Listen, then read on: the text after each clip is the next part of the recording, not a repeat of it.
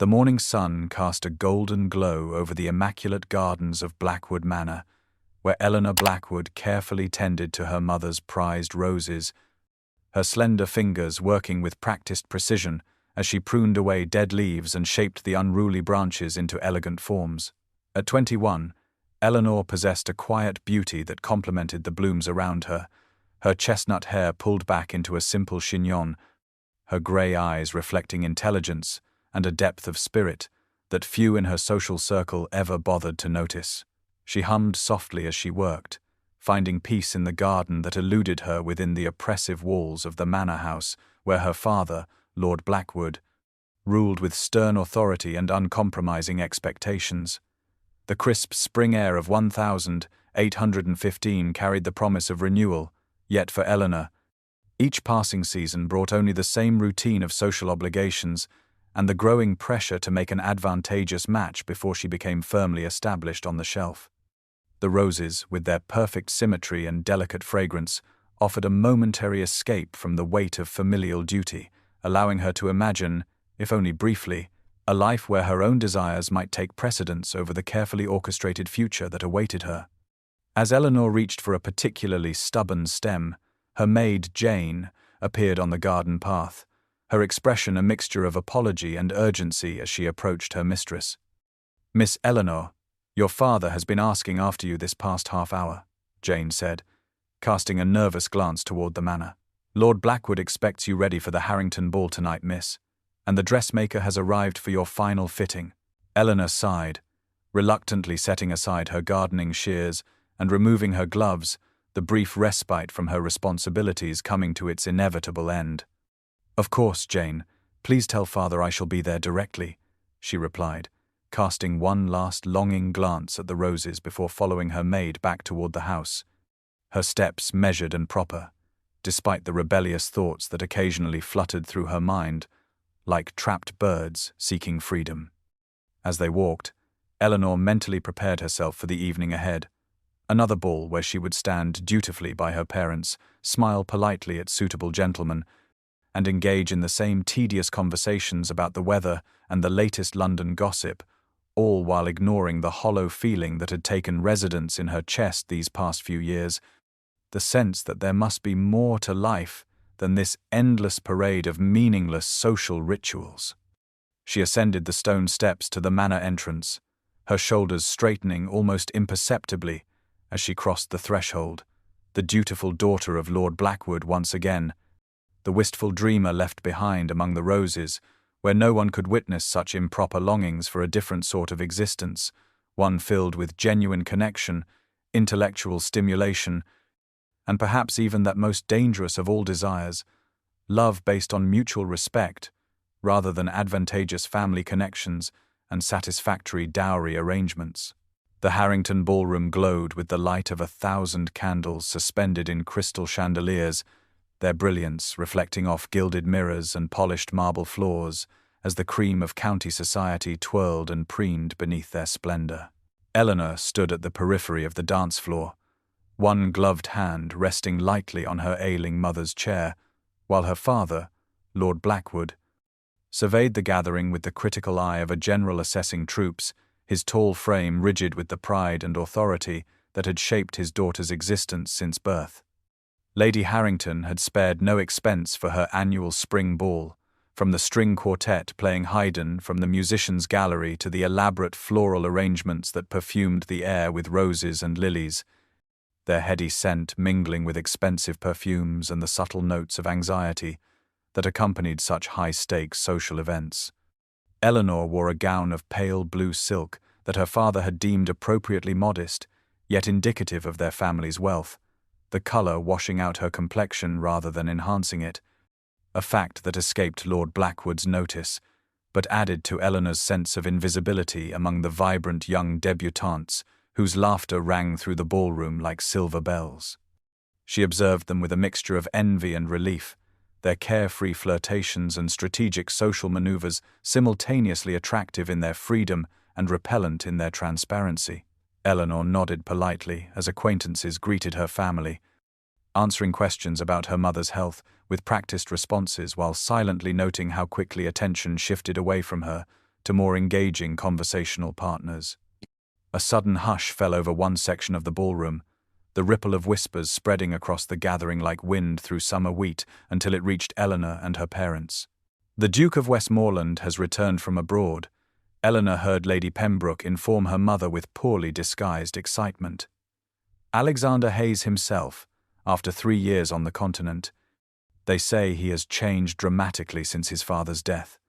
Lord Blackwood stiffened almost imperceptibly at the name, his fingers tightening around his walking stick as he turned toward the ballroom entrance. Eleanor followed his gaze, curious about the man whose mere mention could disturb her father's composure, and found herself unable to look away from the commanding figure who had just entered the room. The Duke stood taller than most men present, his broad shoulders and confident stance drawing every eye in the gathering. His features were striking rather than conventionally handsome, with intense dark eyes that seemed to take in everything at once, a strong jaw shadowed by what appeared to be the continental fashion of slightly longer sideburns, and an expression of amused detachment that suggested he found the social rituals around him somewhat absurd. Unlike the other gentlemen in their perfectly tailored black evening attire, the Duke wore a midnight blue coat that hinted at his time abroad, the subtle difference marking him as someone who followed his own inclinations rather than society's rigid expectations. As he greeted Lady Harrington with a bow that managed to be both proper and somehow ironic, Eleanor felt a curious sensation in her chest, as if something long dormant had suddenly stirred to life. Her father's voice cut through her thoughts, unusually sharp as he addressed her mother. "We shall not remain late this evening," he stated flatly. "Lady Blackwood requires her rest." Eleanor heard the unspoken command beneath his words and understood with sudden clarity that the Duke of Westmoreland represented something forbidden, though she could not imagine why. She cast one more glance in his direction, only to find those penetrating dark eyes meeting hers across the crowded room, a brief moment of connection that sent an unexpected thrill through her veins before she obediently lowered her gaze, unaware that this glimpse of Alexander Hayes would mark the beginning of a transformation in her carefully ordered world.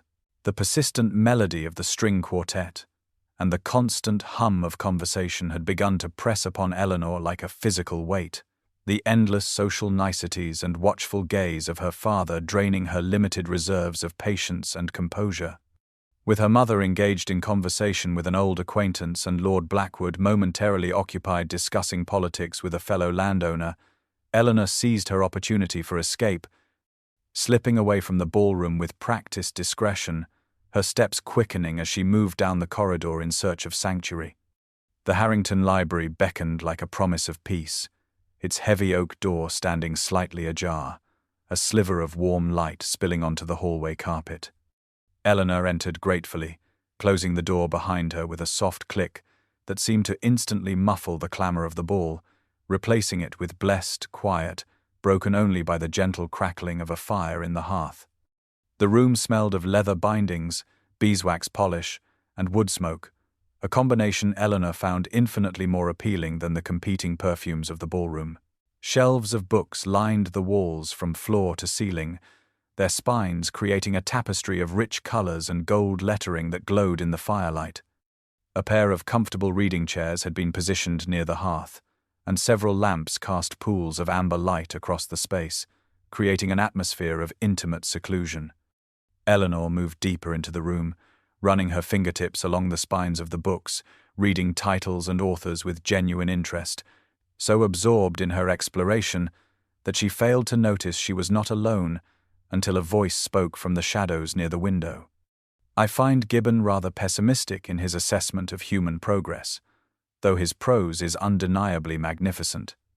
Eleanor gasped, spinning toward the voice, her hand flying to her throat in surprise as she made out the tall figure of the Duke of Westmoreland emerging from the dimness into the firelight, a leather-bound volume in his hands. "Your Grace, I apologize for the intrusion," she managed, mortified to be caught wandering unaccompanied in a private room. "I did not realize anyone was here." The Duke closed his book, his expression more curious than censorious as he regarded her. "No apology necessary, Miss Blackwood. The library was precisely where I sought refuge as well." He gestured toward the shelves. The true character of a household is often revealed in its library rather than its ballroom. Would you not agree? Eleanor hesitated, surprised by both his recognition of her identity and his unexpected conversational gambit. Indeed, Your Grace, though I suspect most would consider such a preference rather unfashionable, she ventured, watching his reaction carefully. The Duke smiled, transforming his austere features into something genuinely warm. Fashion has never been my primary concern, Miss Blackwood, particularly when it conflicts with substance. He indicated the second reading chair near the fire.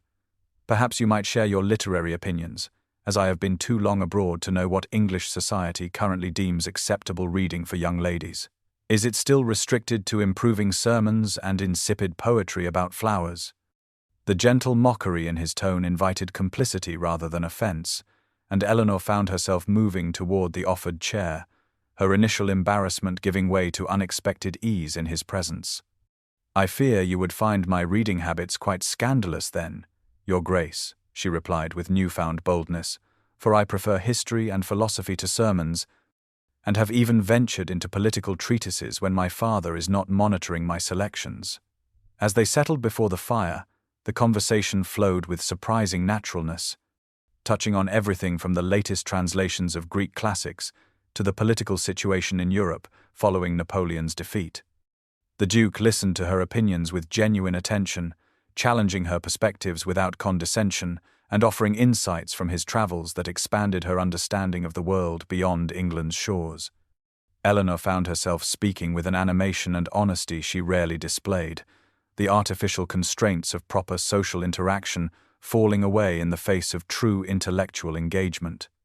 When the library clock chimed the hour, Eleanor realized with a start that they had been conversing for nearly 40 minutes, time that had passed like mere moments, leaving her with the curious sensation of having met a kindred spirit in the most unexpected of places. I should return to my parents, she said reluctantly, rising from her chair. The Duke rose as well, his height more apparent as he stood before her, yet somehow not intimidating. May I hope for another such conversation, Miss Blackwood? He asked, his dark eyes intent on her face. Eleanor felt a flutter of something unfamiliar in her chest, a recognition that extended beyond their shared intellectual interests to something more elemental and profound. I would like that very much, Your Grace, she answered honestly, unaware that this quiet exchange in a firelit library had set in motion events that would soon challenge everything she had ever known about duty, family, and her own capacity for courage. The Blackwood family carriage creaked and swayed along the moonlit country roads, its interior cloaked in shadows broken only by the occasional flicker of passing lanterns that briefly illuminated the occupants within. Lord Blackwood sat rigidly opposite his wife and daughter, his hawk-like features set in lines of barely concealed displeasure as he observed Eleanor through narrowed eyes. Lady Blackwood reclined against the cushioned seat, her breathing shallow and her complexion alarmingly pale even in the dim light, the evening's exertions having clearly taxed her fragile constitution beyond prudence. The atmosphere inside the confined space grew increasingly oppressive as the miles passed, charged with unspoken accusations and simmering tension that made the journey seem interminable, despite the swift pace of their matched bay horses.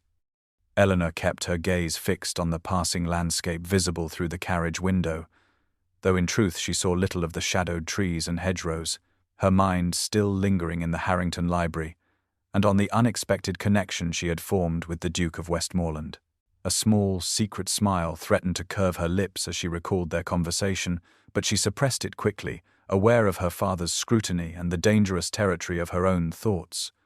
The silence stretched between them like a bowstring pulled taut, until Lord Blackwood finally broke it with a question that sliced through the darkness with precision. You were absent from the ballroom for quite some time this evening, Eleanor. His voice was deceptively calm, a tone she recognized as more dangerous than his open anger. Who were you speaking with in the library? You were gone nearly an hour. Eleanor felt her heart quicken but kept her expression carefully neutral as she turned from the window to meet her father's gaze. I merely needed a moment of quiet, Father. The library offered respite from the noise. Lord Blackwood leaned forward slightly, the leather of the seat creaking beneath his weight. You did not answer my question. With whom were you conversing? The footman noticed you did not emerge alone. Eleanor hesitated, weighing her options in the space of a breath. To lie would be discovered immediately, as her father clearly already knew the answer, yet to admit the truth would provoke a reaction she instinctively wished to avoid. The Duke of Westmoreland happened to be in the library as well, father. We discussed literature briefly. Her voice remained steady despite the sudden tension that radiated from her father at the mention of the Duke. Lady Blackwood stirred at this exchange, her weary eyes moving between husband and daughter with growing concern. Literature, Lord Blackwood repeated, the word dripping with skepticism. And what would a man like Alexander Hayes know of literature, beyond what might serve his own corrupt purposes? Eleanor felt a flare of indignation rise within her chest, surprising in its intensity. Actually, he is quite well read and has interesting perspectives from his time abroad. I found our conversation most enlightening.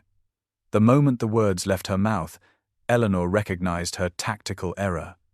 Lord Blackwood's jaw tightened visibly, a muscle working beneath the skin as he regarded his daughter with cold fury. "You will not speak to that man again," he declared, each word delivered with the weight of immutable law. "The Hayes family has been the enemy of the Blackwoods for generations. They are not to be trusted, particularly that young libertine who now styles himself a duke." Lady Blackwood reached weakly for her husband's hand. "Perhaps we might discuss this tomorrow, my dear, when we are all less fatigued." The subtle intercession only seemed to harden Lord Blackwood's resolve. "There is nothing to discuss," he replied flatly. "Eleanor will obey my instructions in this matter, as in all others." He turned his gaze back to his daughter, his expression brooking no defiance. "Do I make myself clear?" Eleanor held his gaze for a moment longer than was strictly proper, before lowering her eyes in apparent submission. "Yes, father," she responded quietly, though the words felt hollow in her mouth. As the carriage continued its journey through the darkness toward Blackwood Manor, Eleanor kept her face turned toward the window once more, concealing the unexpected spark of rebellion that had ignited within her, a small flame of defiance that the evening's encounter had somehow kindled against all her years of dutiful compliance. 3 days after the Harrington ball, the sombre tranquility of Blackwood Manor was disrupted by the unexpected arrival of a distinguished carriage bearing the Westmoreland crest upon its polished door. The sound of wheels on gravel, drawing the attention of the household and sending a flurry of activity through the servants' quarters. Eleanor had been practicing at the pianoforte in the morning room when Simmons, the family butler, appeared at the doorway with an expression of barely concealed discomfort, announcing in measured tones that His Grace, the Duke of Westmoreland, requested the honor of paying his respects to the family. The news sent a jolt of surprised pleasure through Eleanor, followed immediately by apprehension as she recalled her father's explicit prohibition regarding any contact with Alexander Hayes. Lord Blackwood, who had been reviewing estate accounts in his study, emerged with thunderous brows when informed of their visitor, instructing Simmons to show the Duke into the formal drawing-room with a coldness that bordered on impropriety given their guest's rank. Eleanor followed her father into the drawing-room, her heart beating an irregular rhythm against her ribs as she struggled to maintain an outward appearance of calm. The Duke stood by the window, sunlight illuminating his tall figure as he turned to greet them, his formal morning attire, impeccable yet somehow less rigid than most gentlemen of his station, suggesting a man comfortable enough in his position to bend conventions to his preference. "Lord Blackwood, Miss Blackwood."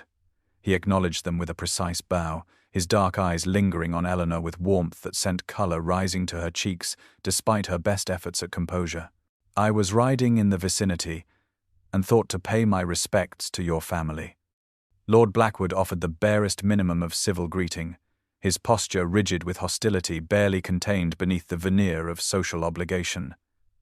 "Lady Blackwood is indisposed this morning, Your Grace. We are honored by your attention, but would not wish to delay your ride." The Duke appeared entirely unperturbed by this transparent attempt at dismissal.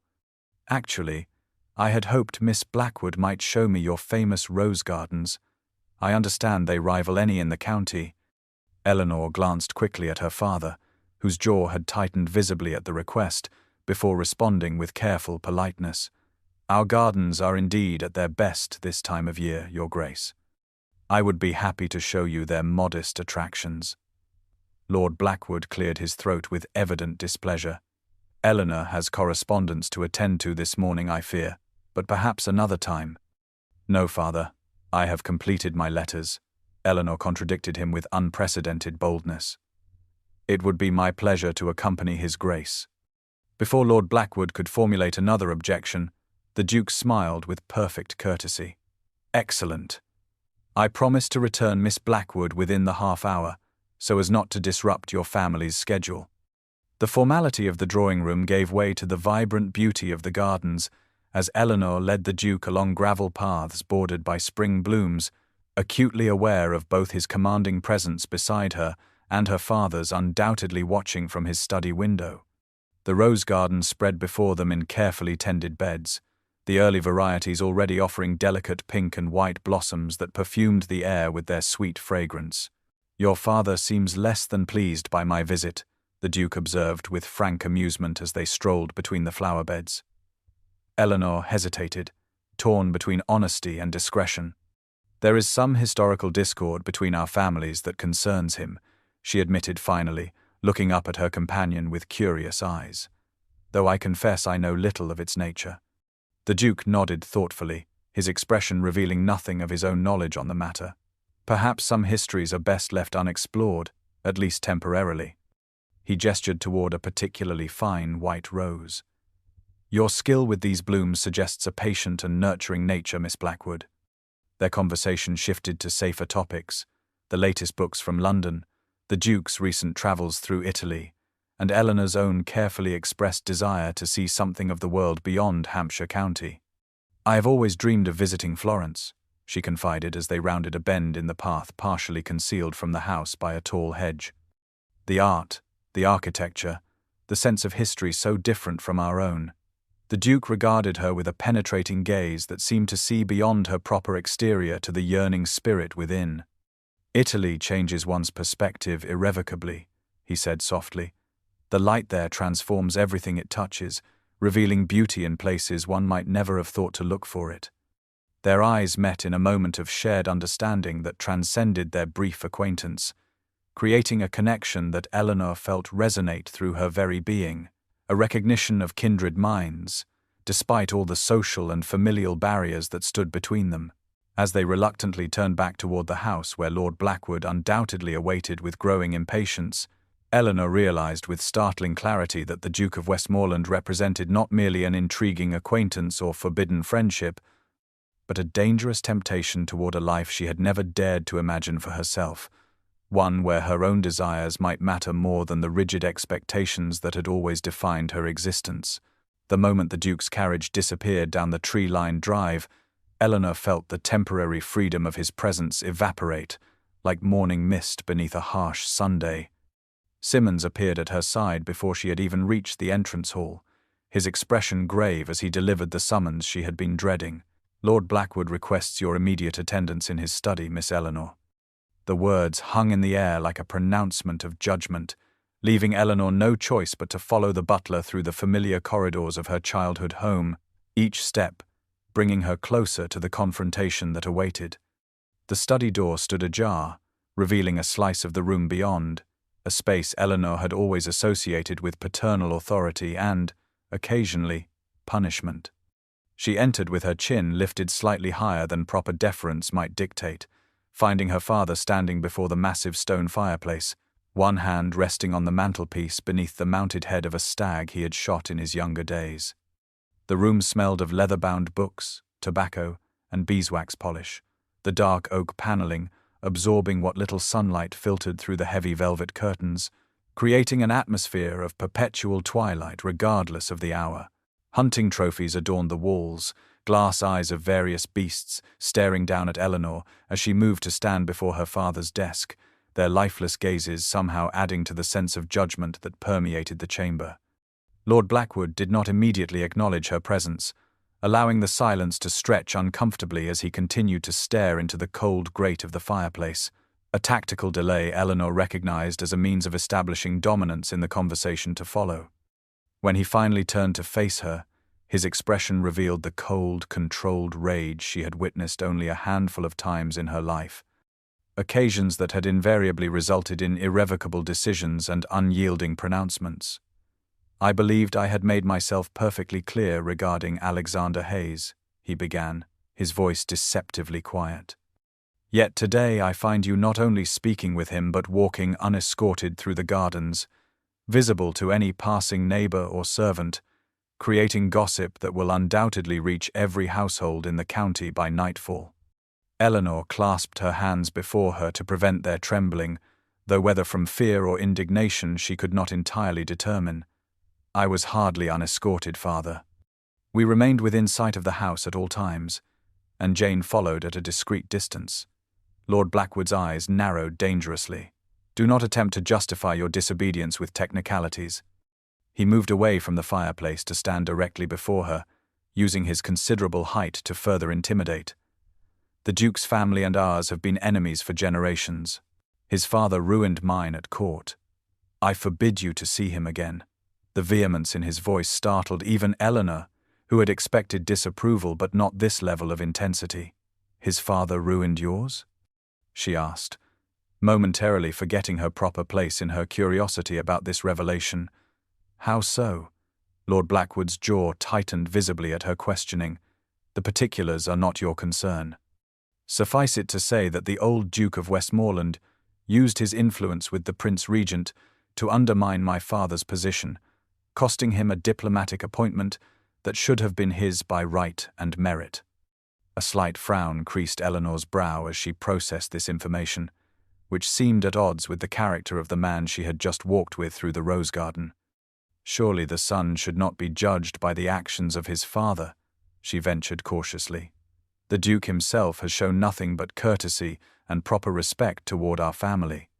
Lord Blackwood slammed his palm against the surface of his desk with such sudden violence that Eleanor flinched involuntarily. "Alexander Hayes is cut from the same deceitful cloth as his sire," he declared, his composure slipping to reveal the depth of his antipathy. "He courts your acquaintance now as a means of revenge, nothing more.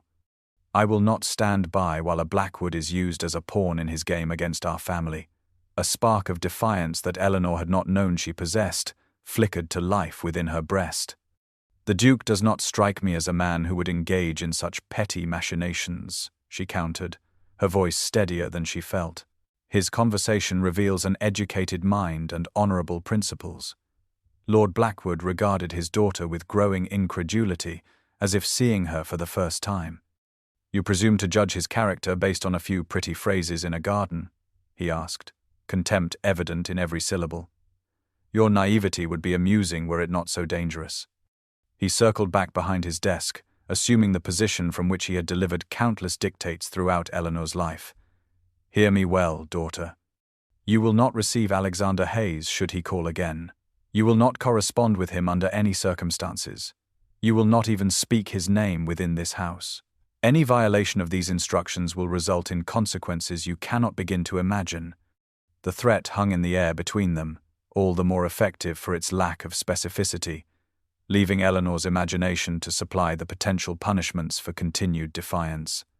"Yes, father," she responded after a moment, her tone carefully modulated to convey acquiescence while concealing the confusion of emotions that churned beneath her composed exterior, a tempest of resentment, fear, and most disturbing of all, a strange exhilaration at the thought of the man she had been so absolutely forbidden to see again. A fortnight passed in which Eleanor observed the strictest compliance with her father's edict, attending to her usual duties with apparent docility, while an inner rebellion smouldered beneath her carefully maintained facade of obedience. The Duke called twice more at Blackwood Manor, only to be turned away with increasingly discourteous excuses, his name never mentioned in Eleanor's presence, though she felt each rejection like a physical pain, despite having no official knowledge of his visits. It was Jane who first suggested the possibility of clandestine communication, approaching Eleanor cautiously one evening as she prepared her mistress for bed, the loyal maid's expression both conspiratorial and concerned, as she withdrew a sealed letter from her apron pocket. "The Duke of Westmoreland asked me to deliver this to you directly, miss," she whispered, glancing nervously toward the closed bedroom door. He was most insistent, and offered assurances that no harm would come to me for my service. Eleanor stared at the folded paper with its elegant handwriting and unbroken seal, her heart pounding as she contemplated the magnitude of the defiance contained in that simple act of accepting the missive. After a momentary hesitation that encompassed all her years of dutiful adherence to her father's will, she reached for the letter with trembling fingers, the weight of it in her palm seeming far greater than mere paper and ink warranted. "Thank you, Jane," she murmured, her voice scarcely audible even in the quiet bedroom. "Your loyalty will not be forgotten." That night, when the household had fallen silent, and only the occasional creak of settling timbers disturbed the darkness, Eleanor lit a single candle beside her bed and broke the seal on the Duke's letter, her eyes eagerly devouring his bold, decisive handwriting, as he expressed his regret at being denied the pleasure of her company and his determination to maintain their acquaintance, despite Lord Blackwood's evident disapproval. The words stirred something profound within her, a recognition that someone beyond her family circle valued her thoughts and presence sufficiently to risk social impropriety in pursuit of continued connection. Eleanor responded before dawn, penning a careful reply that maintained propriety while conveying her own disappointment at their forced separation, entrusting the sealed letter to Jane with mingled excitement and trepidation. Thus began a correspondence that flourished in secrecy over subsequent weeks, each letter exchanged representing another small act of independence for Eleanor, and another brick removed from the wall of isolation her father had constructed around her life. The Duke wrote of his travels, describing the sun-drenched hills of Tuscany and the ancient splendors of Rome with such vivid detail that Eleanor could almost feel the Mediterranean warmth on her skin as she read his words by candlelight, her imagination freed from the confines of Hampshire through the power of his descriptions. She responded with increasing openness, sharing her thoughts on books they had both read, her observations of the subtle changes in the gardens as spring matured towards summer, and eventually her private hopes for experiences beyond the limited horizons that had always bounded her existence. Their exchanges grew gradually more personal, traversing the careful distance of formal acquaintances towards something that Eleanor hesitated to name even in the privacy of her thoughts, though her anticipation of each new letter and the warmth that suffused her at the sight of his handwriting suggested emotions she had previously encountered only in the pages of novels. The revelation came in his 7th letter, delivered after a particularly unpleasant evening during which Lord Blackwood had extolled the virtues of a neighbouring landowner's son as a potential match for Eleanor, her father's transparent matchmaking causing a heaviness in her heart that only the arrival of the Duke's missive could dispel.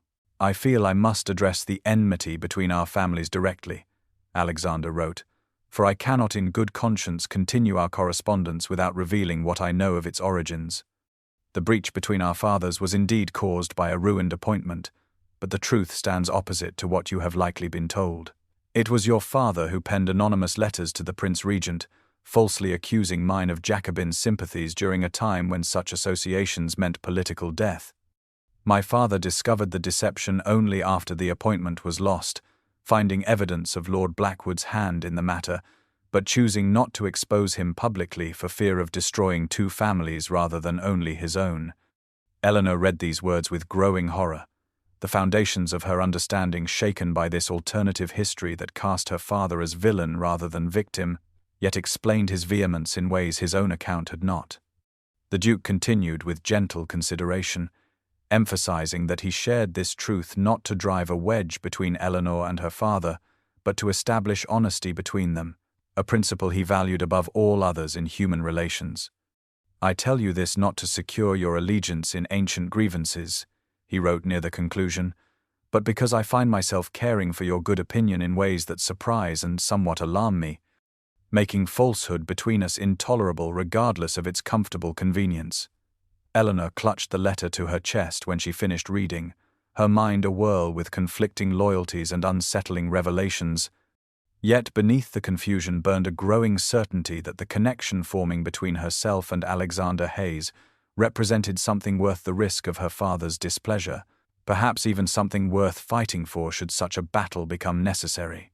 3 days after receiving the Duke's revelation about her father's deception, Eleanor found herself drawn inexorably toward the abandoned eastern section of the Blackwood Gardens, an area left largely to nature's devices since her grandmother's passing a decade earlier.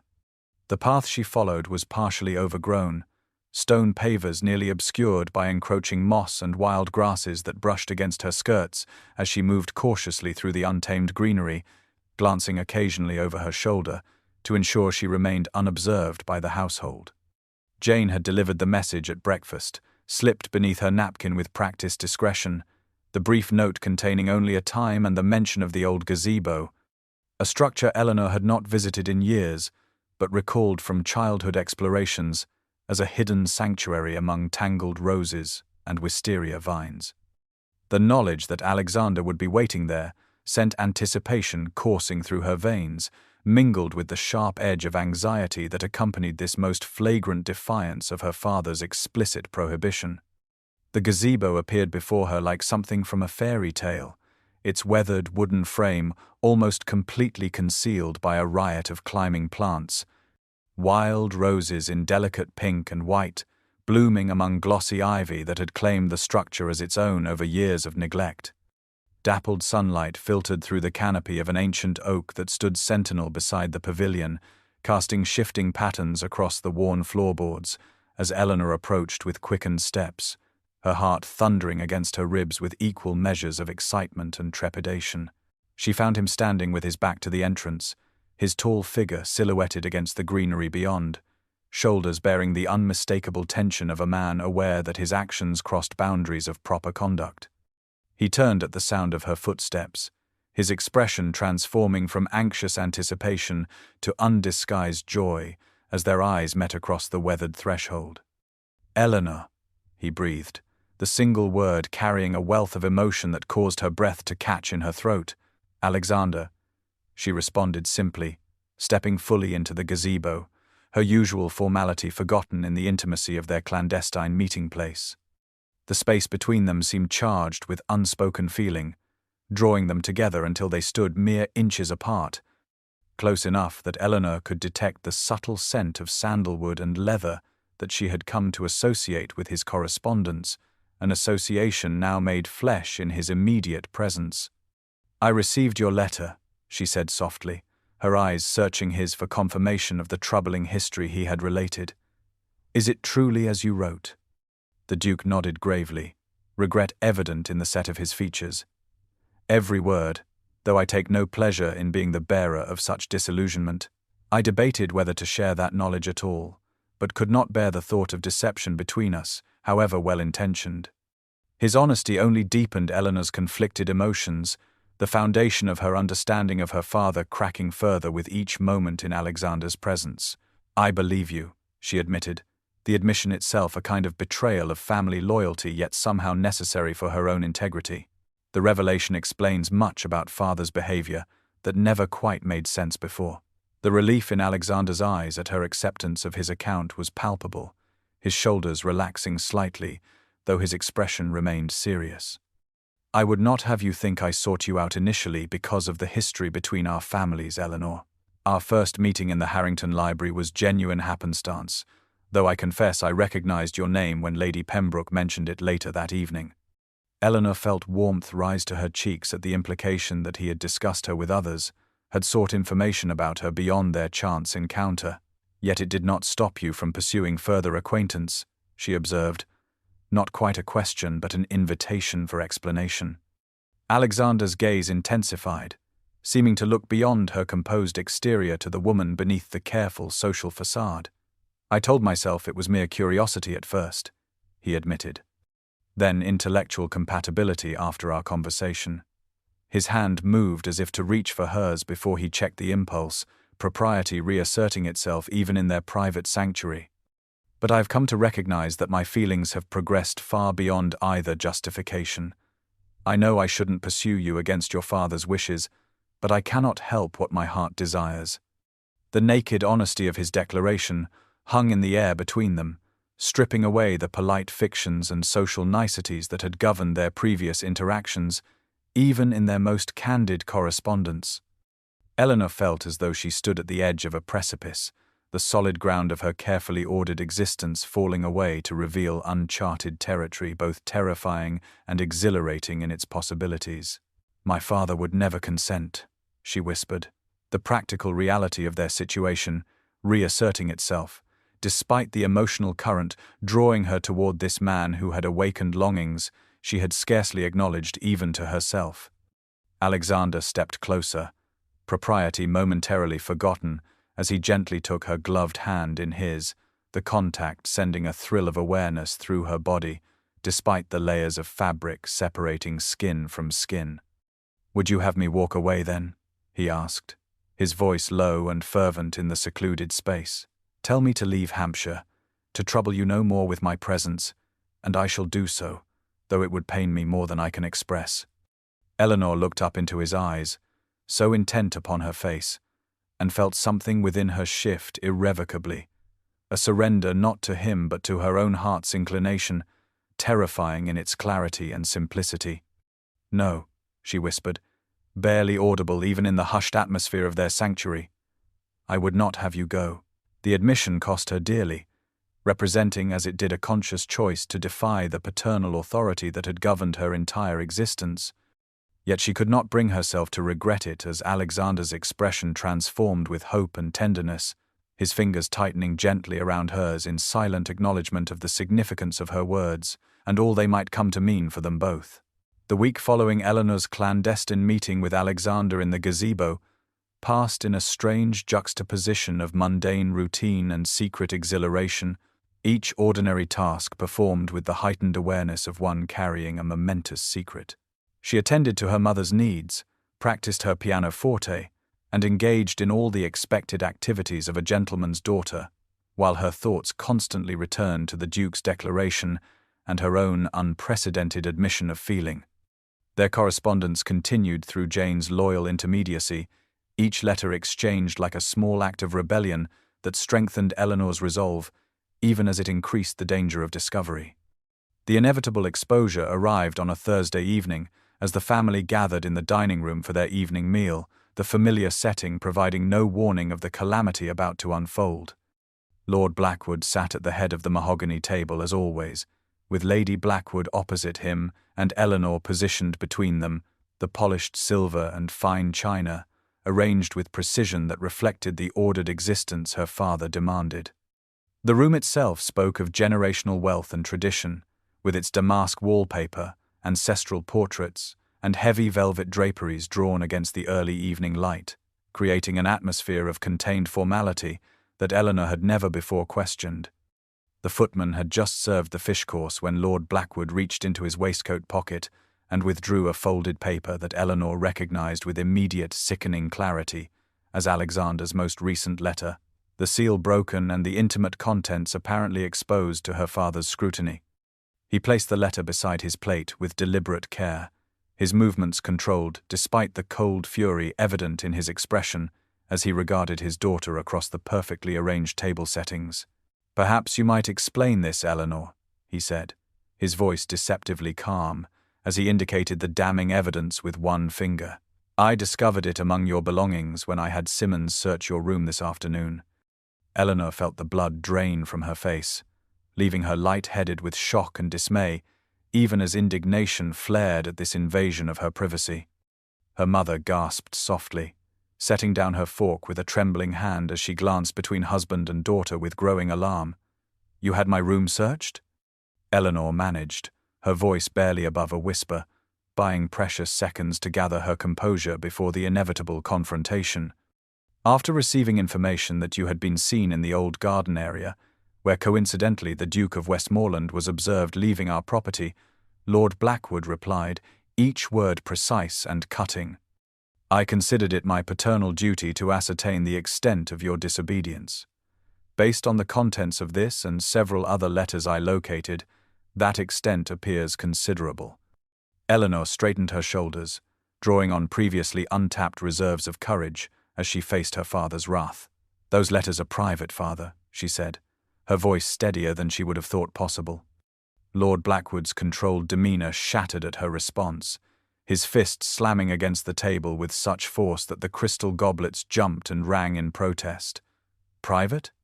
he thundered, causing the attending footman to flinch and Lady Blackwood to press trembling fingers to her lips. "Nothing in this house is private from me, least of all the disgraceful correspondence between my daughter and the son of my greatest enemy." His face had flushed dark with rage, a vein pulsing visibly at his temple as he rose to his feet, looming over the table in a physical manifestation of his patriarchal authority. "Eleanor, what have you done?" Lady Blackwood whispered, her voice faint with distress. "For years I have tolerated your books and your opinions," Lord Blackwood continued, his voice rising with each word. "I have indulged your education beyond what any daughter requires, permitted you freedoms most fathers would consider excessive, and this is how you repay my leniency, by betraying your family for a man who seeks only to use you as an instrument of revenge?" Eleanor felt a curious calm descend as the confrontation she had feared for weeks finally materialized, bringing with it an unexpected clarity about her own desires and convictions. "Alexander Hayes is an honorable man, father," she stated firmly. "He has been nothing but forthright about the history between our families, including your role in his father's disgrace." Lord Blackwood recoiled as if struck, his complexion shifting from angry red to ashen in the space of a heartbeat. "He has poisoned your mind against your own blood," he snarled, any pretense of rationality abandoned as he advanced around the table toward Eleanor, who instinctively rose to her feet, rather than remain seated beneath his threatening approach. "You foolish, ungrateful child. Can you not see that he courts you only to wound me through you?" His fingers closed around her upper arm with bruising force as he towered over her, his face contorted with a fury she had never before witnessed. "I forbid you to love him. He seeks only to destroy our family through you."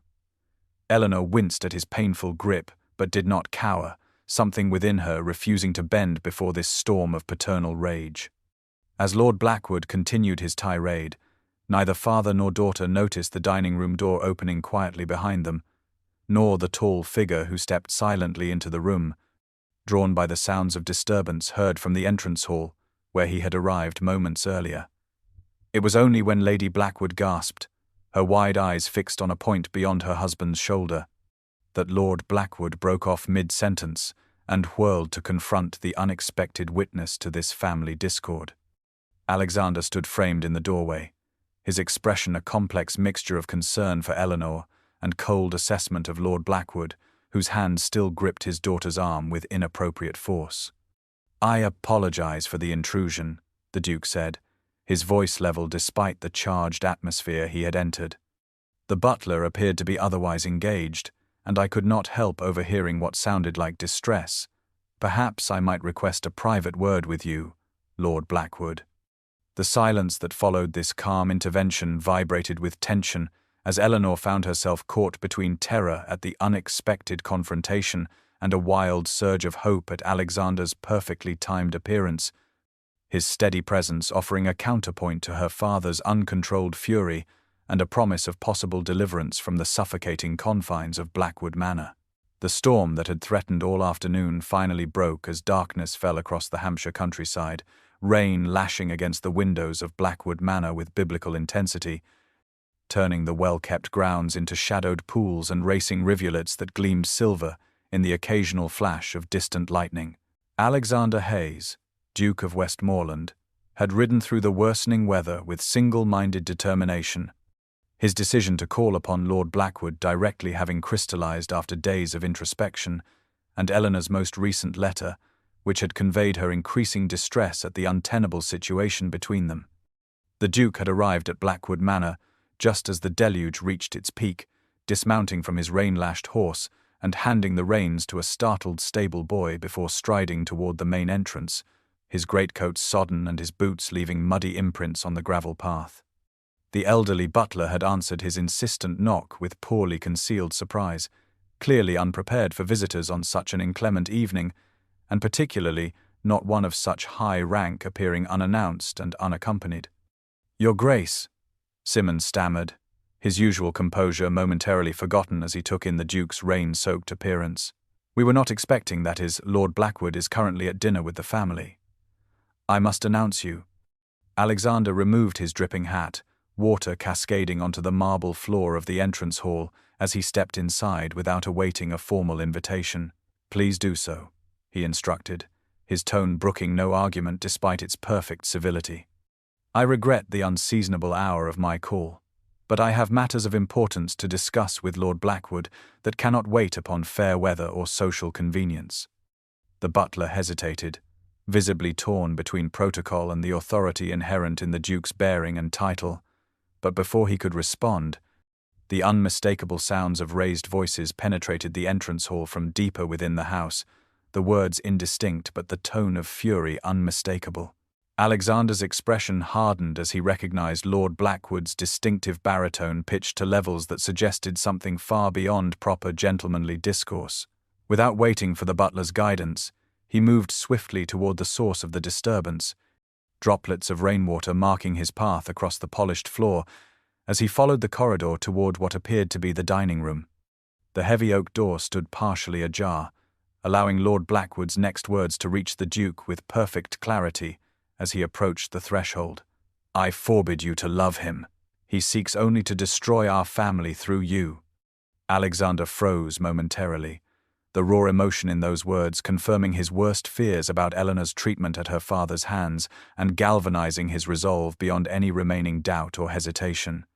He pushed the door open fully, taking in the scene before him with a single comprehensive glance, his soldier's instinct for assessment serving him well in this moment of crisis. Eleanor stood rigid beside the dining table, her face pale, but her posture unbowed, despite Lord Blackwood's towering presence and the painful grip he maintained on her arm.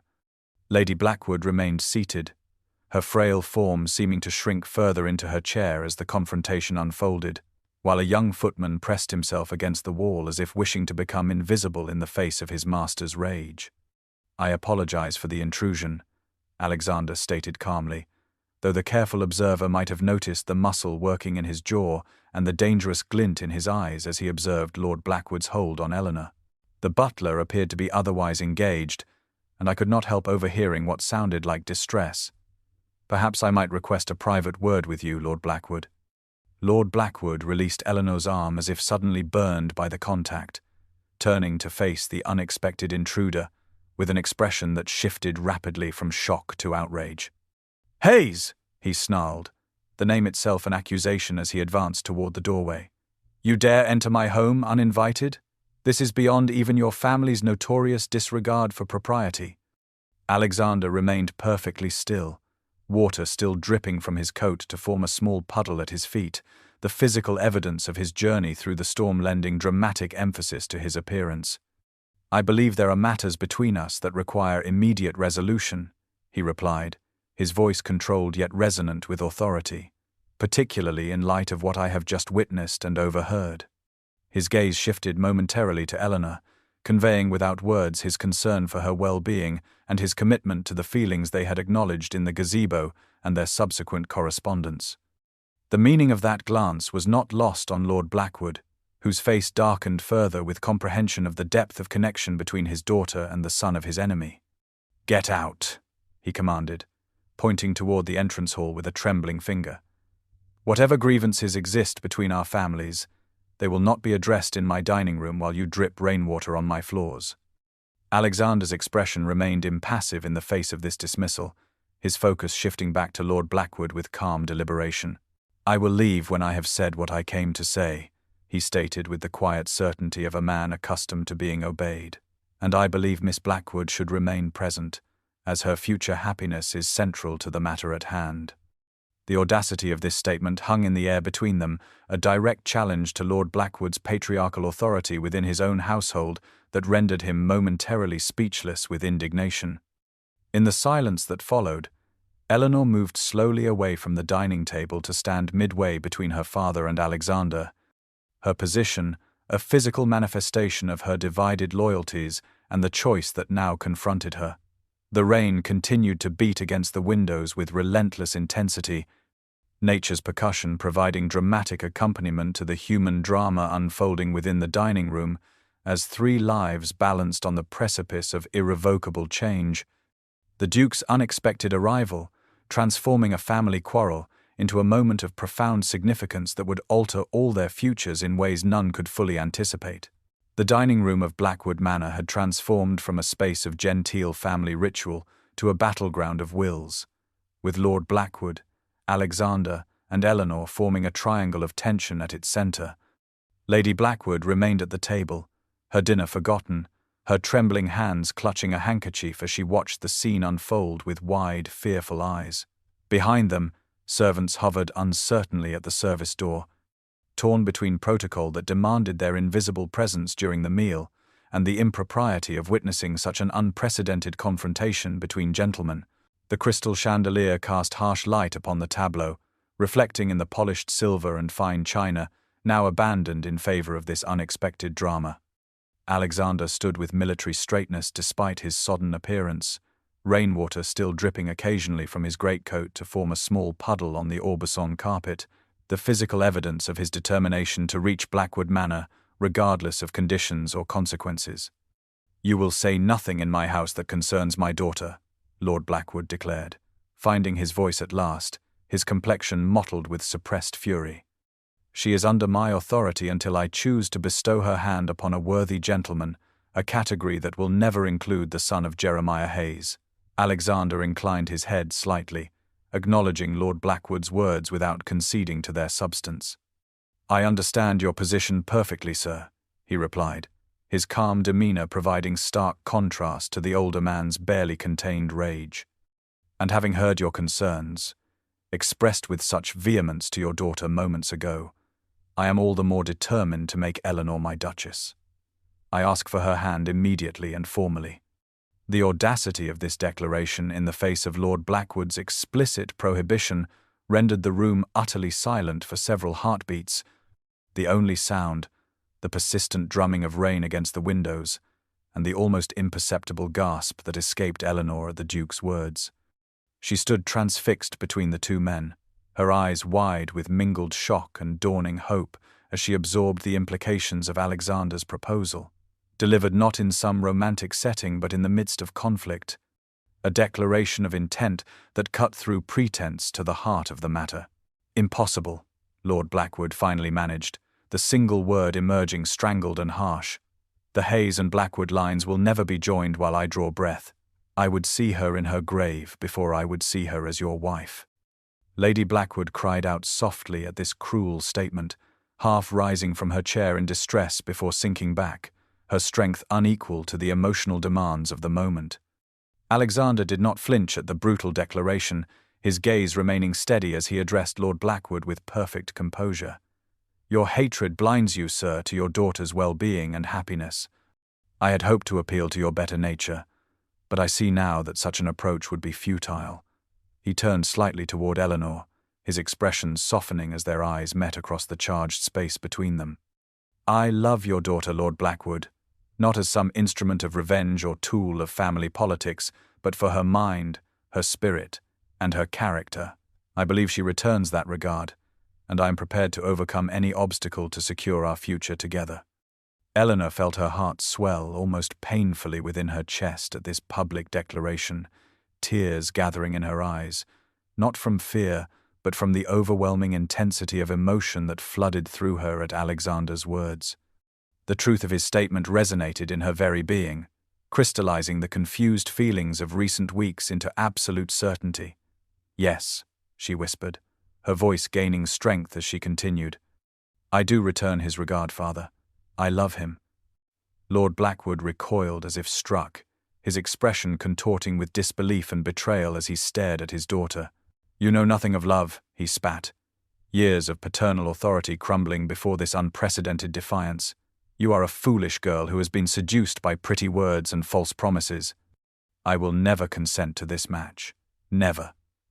Alexander moved then, crossing the space that separated him from Eleanor with deliberate steps, coming to stand beside her in silent support and tacit alliance. They faced Lord Blackwood together, their proximity an unspoken statement of unity that further enraged the older man, whose hands clenched into fists at his sides as he witnessed this visual representation of his daughter's transfer of loyalty. "If you touch her, I will have you removed from my property by force," he threatened, gesturing toward the bell pull that would summon servants. Alexander remained unmoved by this threat, his position beside Eleanor maintained without physical contact, yet conveying absolute commitment. "I am well aware of the legal realities, Lord Blackwood," he stated evenly. "You have the right to withhold consent until Eleanor reaches her majority. However," he continued, his voice taking on a new note of authority that reminded all present of his ducal rank, "I am equally aware that your financial situation has become increasingly precarious in recent years, a circumstance that makes your daughter's marriage prospects a matter of some urgency for your family's continued comfort." Lord Blackwood blanched at this direct reference to private matters he had taken pains to conceal, while Eleanor turned to Alexander with surprise, this particular aspect of her father's concerns having never been explicitly shared with her, despite her growing awareness of economies introduced to the household. "I am prepared to be generous in matters of settlements and allowances," Alexander continued, pressing his advantage as Lord Blackwood struggled to formulate a response. "Far more generous than any other suitor within your daughter's acquaintance could possibly be. Consider carefully whether your personal animosity is worth the sacrifice of both your daughter's happiness and your family's financial security." The calculated appeal to Lord Blackwood's self-interest hung in the air between them, a pragmatic counterpoint to the emotional declarations that had preceded it. Eleanor held her breath, witnessing her father wrestle visibly with conflicting imperatives of pride, practicality, and paternal authority, the outcome of this internal struggle promising to determine the course of her future life and happiness. The sudden silence that followed Alexander's pragmatic appeal stretched taut as a bowstring, with all attention fixed on Lord Blackwood, whose expression had shifted from outright fury to calculated assessment as he weighed the Duke's financial proposition against his personal hatred. Eleanor watched her father's face with growing apprehension, the realization dawning that he might indeed sacrifice her happiness to satisfy his pride, or conversely, sacrifice his pride for financial advantage, without any consideration for her feelings in the matter. Just as Lord Blackwood opened his mouth to deliver what promised to be another blistering refusal, a voice spoke from the direction of the dining table, so unexpected that it momentarily redirected everyone's attention. "Enough, William," Lady Blackwood said, her usually soft, tentative tone replaced by something firmer and more resolute as she slowly rose to her feet, one hand braced against the polished mahogany for support. Eleanor stared at her mother in astonishment, unable to recall the last time she had witnessed the frail woman directly contradict her husband on any matter, let alone intervene in a confrontation of such magnitude. Lady Blackwood stood with surprising dignity despite her evident physical weakness, her spine straightening, as if casting off years of habitual submission, along with the shawl that slipped from her shoulders to pool forgotten on her chair. "I have remained silent for too many years while you allowed ancient history to poison our family's present and future. I will be silent no longer." Lord Blackwood appeared as shocked as his daughter by this unprecedented rebellion from his customarily acquiescent wife. "Margaret, this does not concern you," he began, his tone automatically assuming the dismissive authority that had served him for decades of marriage. But Lady Blackwood continued as if he had not spoken, her eyes fixed on Alexander with an intensity that suggested she saw something beyond his physical presence, perhaps glimpsing the shadow of his father in his features. "The quarrel between our families has never been about politics or court appointments," she stated clearly, her voice gaining strength with each word. "It has always been about Catherine Hayes, your mother, and William's inability to accept her rejection of his suit in favor of your father's." The revelation fell into the room like a stone into still water, sending ripples of shock through all present. Eleanor gasped audibly, her understanding of family history restructuring itself around this new information, while Alexander's eyebrows rose in evident surprise. This particular detail, apparently absent from even his knowledge of the feud. "It is a lie," Lord Blackwood snarled, though the heightened color in his face and the way his eyes avoided his wife's steady gaze suggested otherwise. Lady Blackwood shook her head slowly, her expression one of weary patience rather than triumph. "No, William, it is the truth that has haunted our marriage from its earliest days. You courted Catherine Sinclair with every expectation of success, given your family's position and fortune. When she chose Jeremiah Hayes instead, your wounded pride transformed into a vendetta that has spanned decades, tainting everything it touched, including your relationship with our daughter. She turned to Eleanor, her eyes softening with maternal tenderness. I married your father, believing his heart would heal with time, that the birth of children would help him forget his first love. Instead, I watched him nurture his grievance like a cherished possession, allowing it to overshadow our family's happiness and poison his view of an innocent young man whose only crime is to be born of the woman who rejected him.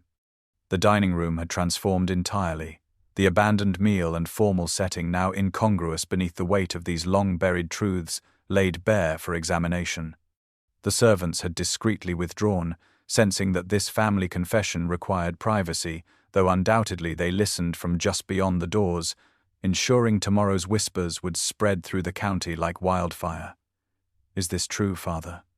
Eleanor asked softly, the pieces of a lifelong puzzle finally arranging themselves into a coherent picture that explained so much of her father's behavior, his obsessive hatred of the Hayes family, his controlling nature, and his particular vehemence regarding Alexander's interest in her. Lord Blackwood remained silent, his posture rigid with humiliation at having this most private defeat exposed before the very man whose existence represented that ancient rejection. His lack of denial confirmed the truth of his wife's account more definitively than any words could have done. Alexander processed this revelation with remarkable composure, his expression thoughtful rather than triumphant as he assessed its implications for both the past conflict and their present situation. The animosity between our families has been based not on political rivalry or professional sabotage, but on a personal matter of the heart, he said finally, his tone measured and free from mockery. A young woman's choice made decades ago continues to determine the happiness of the next generation. His gaze met Eleanor's across the small space that separated them, conveying without words his understanding of the parallels between their current circumstances and that long-ago romantic triangle. History need not repeat itself, Lady Blackwood said quietly, her momentary strength beginning to fade as she sank back into her chair, the effort of her unprecedented stand clearly taxing her limited reserves. Eleanor, come here, child. Eleanor moved to her mother's side, kneeling beside her chair and taking her cold hand between her own warmer ones, aware that something fundamental had shifted in their family dynamic through this unexpected intervention and revelation. William, Lady Blackwood continued, addressing her husband directly, you have lived in the shadow of rejection for nearly 30 years. Will you now inflict that same pain on your own daughter by forcing her from the man she loves?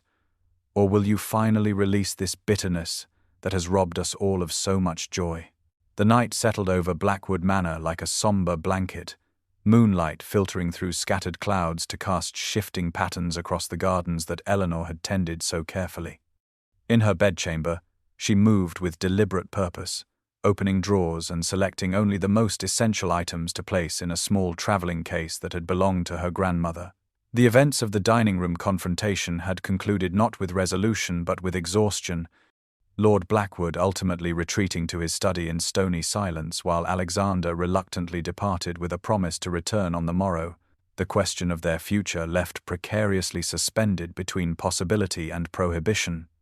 Eleanor folded a simple muslin dress and placed it carefully atop the modest collection of belongings she had deemed necessary for whatever uncertain path lay ahead, her movements methodical despite the tumult of emotions that threatened to overwhelm her carefully maintained composure. The bedroom that had sheltered her for 21 years suddenly seemed both familiar and foreign, its comfortable furnishings and personal mementos representing a life lived within carefully prescribed boundaries that she now contemplated abandoning. A gentle knock at the door interrupted her preparations, causing her to hastily close the traveling case and slide it beneath her bed before calling permission to enter. Lady Blackwood appeared in the doorway, her frail form supported by a walking cane she rarely employed in company, a concession to weakness that spoke volumes about her physical and emotional exhaustion following the unprecedented stand she had taken at dinner. Eleanor, she said softly, her gaze traveling knowingly to the partially visible case beneath the bed frame. "I thought I might find you thus engaged." Eleanor moved quickly to help her mother to the small settee beneath the window, settling her comfortably against the cushions before kneeling at her feet in a position reminiscent of childhood confidences shared in this same spot over the years. "Forgive me, Mama," she whispered, clasping her mother's thin hands in her own. "I cannot bear to remain under this roof another night, not after what was revealed, not with Father's hatred poisoning every interaction. Alexander has proposed, and while I know I should wait for proper permission, I fear such approval will never come regardless of any financial advantages the match might offer our family." Lady Blackwood stroked her daughter's cheek with tender understanding, her eyes reflecting not censure but compassion. "Your father has trapped himself in a prison of his own making, Eleanor. I would not see you similarly confined by his bitterness." Her gaze drifted toward the window and the moonlit grounds beyond, perhaps seeing ghosts of her own youthful choices and compromises. "I married William believing love would grow between us despite his heart belonging elsewhere. I was wrong, and that mistake has shaped our entire family's existence." Eleanor leaned into her mother's touch, drawing strength from this unexpected alliance. "I have always done what was expected," she said, her voice gaining conviction with each word. "I have been the dutiful daughter in all things, subjugated my own desires to Father's will without question or complaint." Her eyes met her mother's directly, the moonlight illuminating the determination in their grey depths.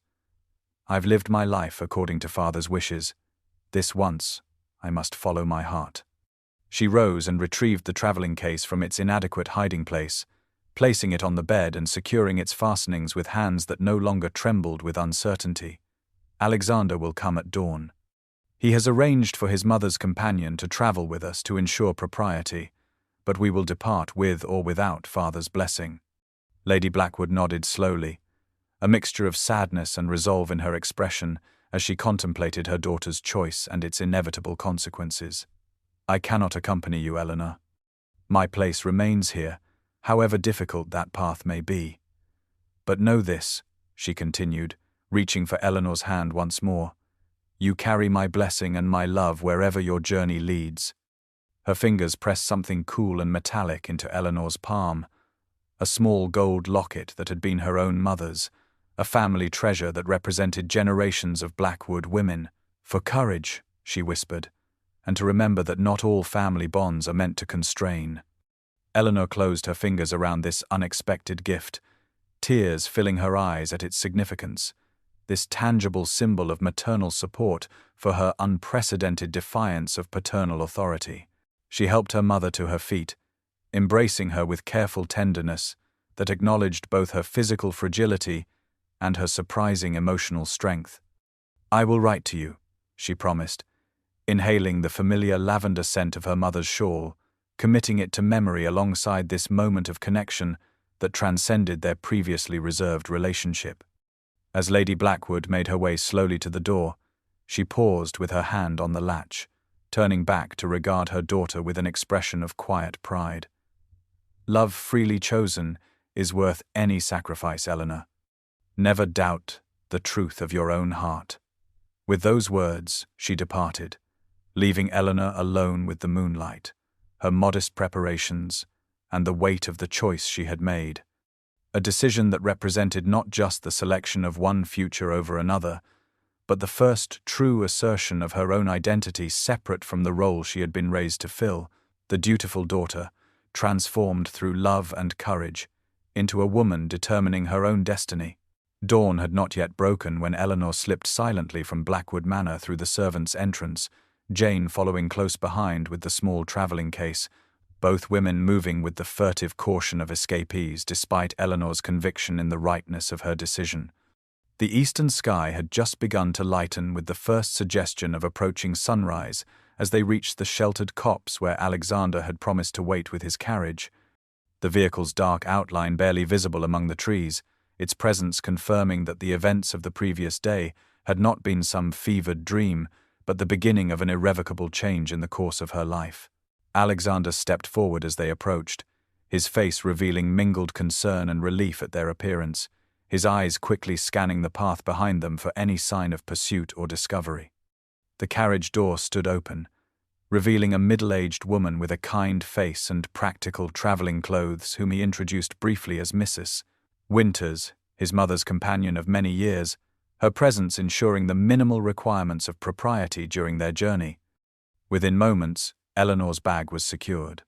Jane was tearfully embracing her mistress in farewell after declining the invitation to accompany them, and Eleanor found herself seated opposite Alexander in the carriage's dimly lit interior as they began their journey away from the only home she had ever known, the rapid hoofbeats of the matched greys creating a rhythm that matched the accelerated beating of her heart. They travelled in silence initially, each absorbed in private reflections as the carriage made its way along country lanes still shrouded in the half-light of earliest morning, Mrs. Winters discreetly feigning sleep against the opposite cushions to allow them a measure of privacy within the confines of propriety. Alexander watched Eleanor's face as she gazed out the window at the passing landscape, her profile illuminated by the gradually strengthening light of dawn, her expression a complex mixture of resolve, apprehension, and something that might have been hope, despite the circumstances of their departure. "Did you encounter any difficulties in leaving?" he asked. Finally, his voice kept low to avoid disturbing Mrs. Winters, though Eleanor suspected the companion's slumber was more diplomatic than genuine. "None," she replied, turning from the window to meet his concerned gaze. "My mother came to my room last night. She knows of my decision and gave me her blessing, though she will remain at Blackwood Manor with father." Alexander nodded, his expression revealing both respect for Lady Blackwood's unexpected strength and genuine relief at Eleanor's relatively uncomplicated escape. "I confess I feared Lord Blackwood might have posted guards or taken other measures to prevent your departure after our confrontation.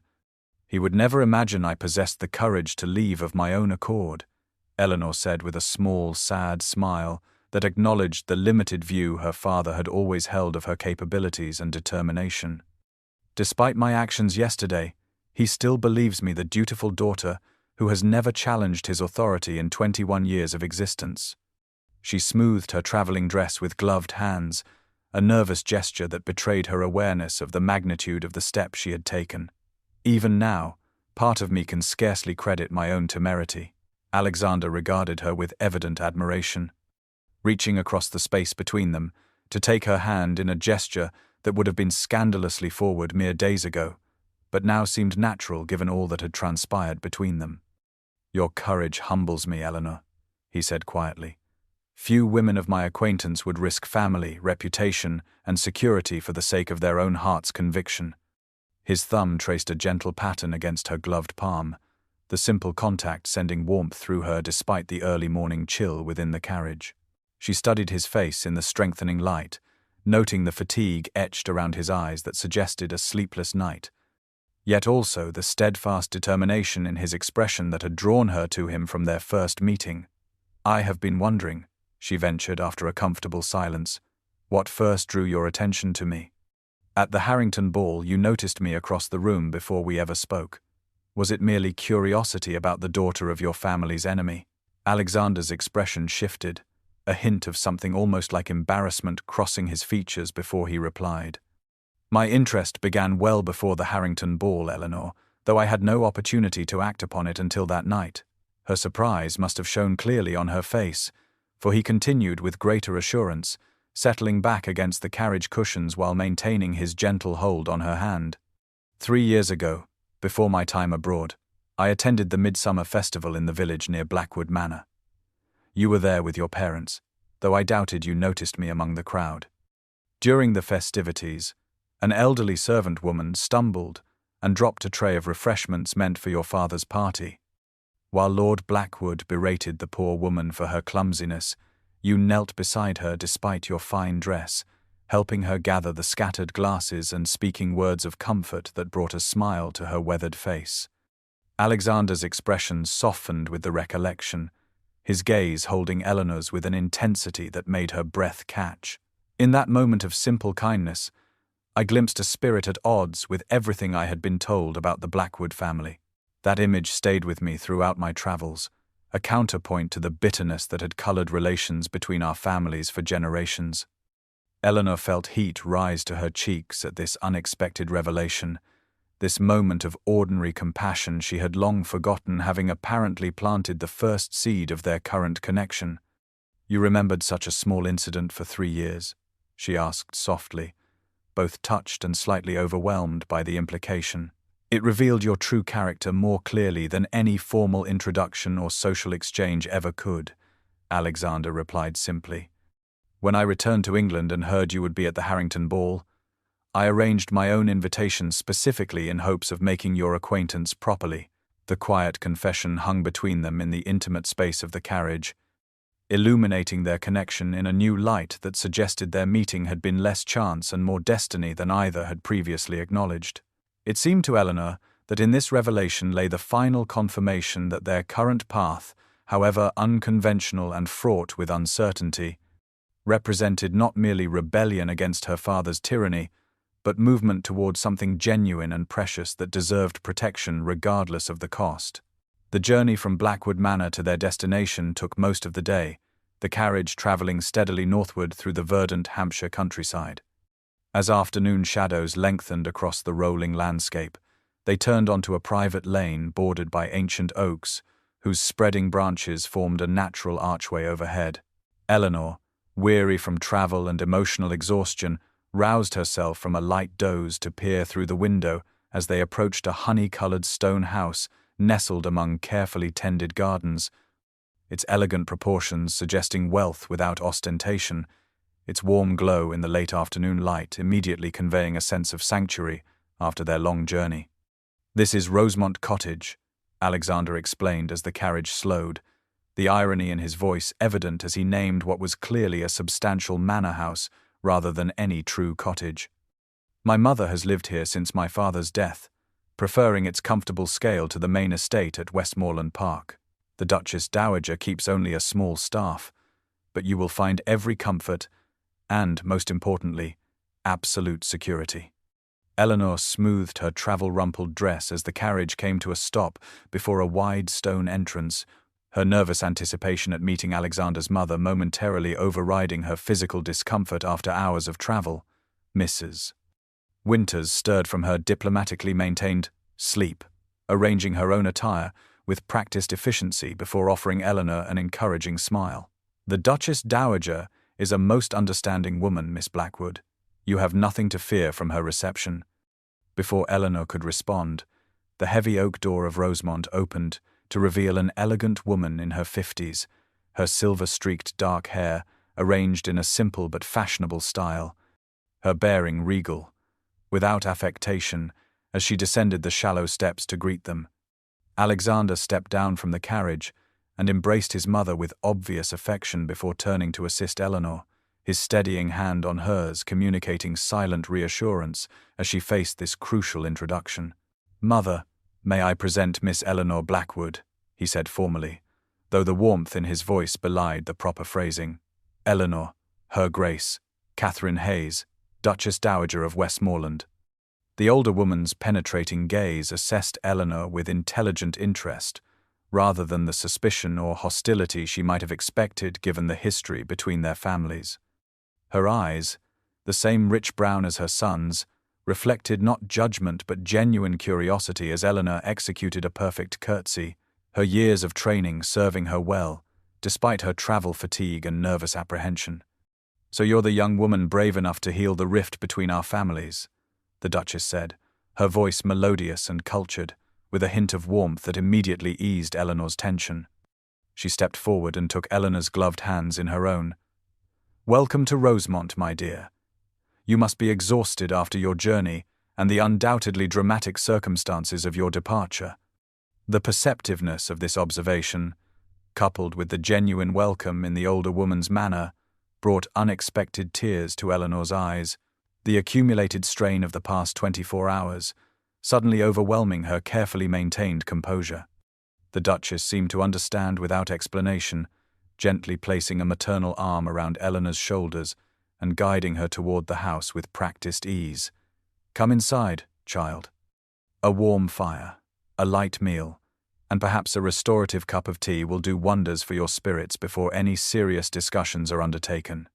The interior of Rosemont proved as welcoming as its mistress, with polished wood floors softened by richly colored rugs, comfortable furnishings arranged for conversation rather than formal display, and everywhere evidence of a life well lived in the form of books, musical instruments, and tasteful mementos from distant travels.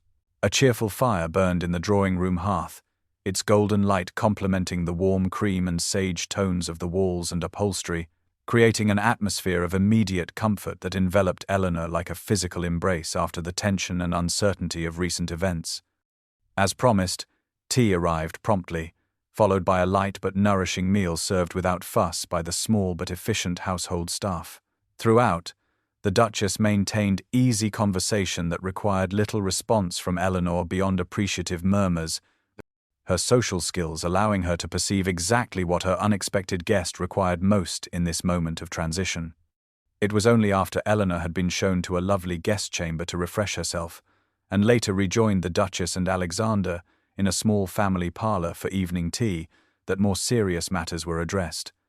"Alexander has written to me of the situation with your father," the Duchess said directly, setting aside her teacup with purposeful precision. "Having known William Blackwood in my youth, I can well imagine the scene that preceded your departure. I must confess to some surprise, however, at learning that our family's infamous feud originated with my rejection of his suit all those years ago. I had thought that particular chapter long forgotten by everyone but myself." Eleanor hesitated, uncertain how to respond to this frank acknowledgement of the personal history underlying decades of hostility between their families. "The revelation was as surprising to me as it appears to have been to Alexander," she admitted finally. "My father never spoke of it, presenting your husband's actions at court as the sole cause of enmity between our houses." The Duchess's expression softened with something like compassion. "William always did excel at reconstructing history to protect his pride," she observed, though without malice. "It is unfortunate that such a youthful disappointment should have poisoned so many lives for so long." Her gaze moved between Eleanor and her son, who had remained quietly attentive during this exchange. Perhaps now, through you both, that poison might finally be purged. Alexander reached for Eleanor's hand, the gesture natural and protective in the sanctuary of his mother's home, where social conventions might be temporarily relaxed in favor of genuine emotion. "I intend to marry Eleanor regardless of Lord Blackwood's objections," he stated with quiet determination. "We will observe all proper forms that circumstances permit, but I will not relinquish her to satisfy an ancient grudge." The Duchess nodded, unsurprised by this declaration. "You shall have my complete support, naturally, but we must proceed with care." She turned her attention fully to Eleanor, her expression serious but kind. "This house stands ready as your sanctuary for as long as necessary, my dear. Here you may find the space to determine your own heart's true direction without your father's influence, or indeed," she added with a pointed glance toward her son, "without the pressure of Alexander's quite evident devotion, potentially overwhelming your own careful consideration." The unexpected fairness of this statement, this acknowledgement that Eleanor deserved time to confirm her own feelings, independent of external pressures, brought a rush of gratitude that momentarily robbed her of speech. When she found her voice, it emerged steadier and more confident than she might have expected after such an emotionally turbulent day. "You are most generous, Your Grace," she replied formally, before allowing her true feelings to emerge in more personal terms. "I cannot adequately express what your welcome means to me, particularly given the circumstances of my arrival and the history between our families. I know my own mind and heart in this matter, but I deeply appreciate your understanding that such important decisions deserve the confirmation of calm reflection." The Duchess smiled with evident approval at this response, rising from her chair with the subtle indication that the evening's serious discussion had reached its natural conclusion. "You have had enough of weighty matters for one day, I think. Tomorrow is soon enough to consider practical arrangements and future plans." She approached Eleanor, and, in a gesture reminiscent of Lady Blackwood's parting the previous night, lightly touched her cheek with maternal gentleness. "Rest well, Eleanor Blackwood. You are safe here. and welcome for as long as you choose to remain." 5 days passed at Rosemont in relative tranquility, days that allowed Eleanor to recover from the emotional upheaval of her departure from Blackwood Manor and begin to envision the life that might await her as Alexander's wife. The Duchess Dowager proved an ideal hostess, providing companionship when desired, but also respecting Eleanor's need for solitude and reflection, her understanding manner further confirming the rightness of Eleanor's decision to follow her heart, despite paternal opposition. Alexander divided his time between Rosemont and necessary business at Westmoreland Park, ensuring that proper preparations were underway for their marriage, while scrupulously observing the proprieties suggested by his mother regarding their interactions during this liminal period before their formal union. It was during afternoon tea on the 5th day, as Eleanor sat with the Duchess in the morning room overlooking the rose garden, that the peaceful atmosphere was shattered by the sound of carriage wheels on the gravel drive, approaching at a speed that suggested urgency rather than social convention. Both women glanced toward the window, the Duchess setting down her teacup with deliberate calm that belied the sudden tension in her posture as she recognized the Blackwood family crest emblazoned on the carriage door.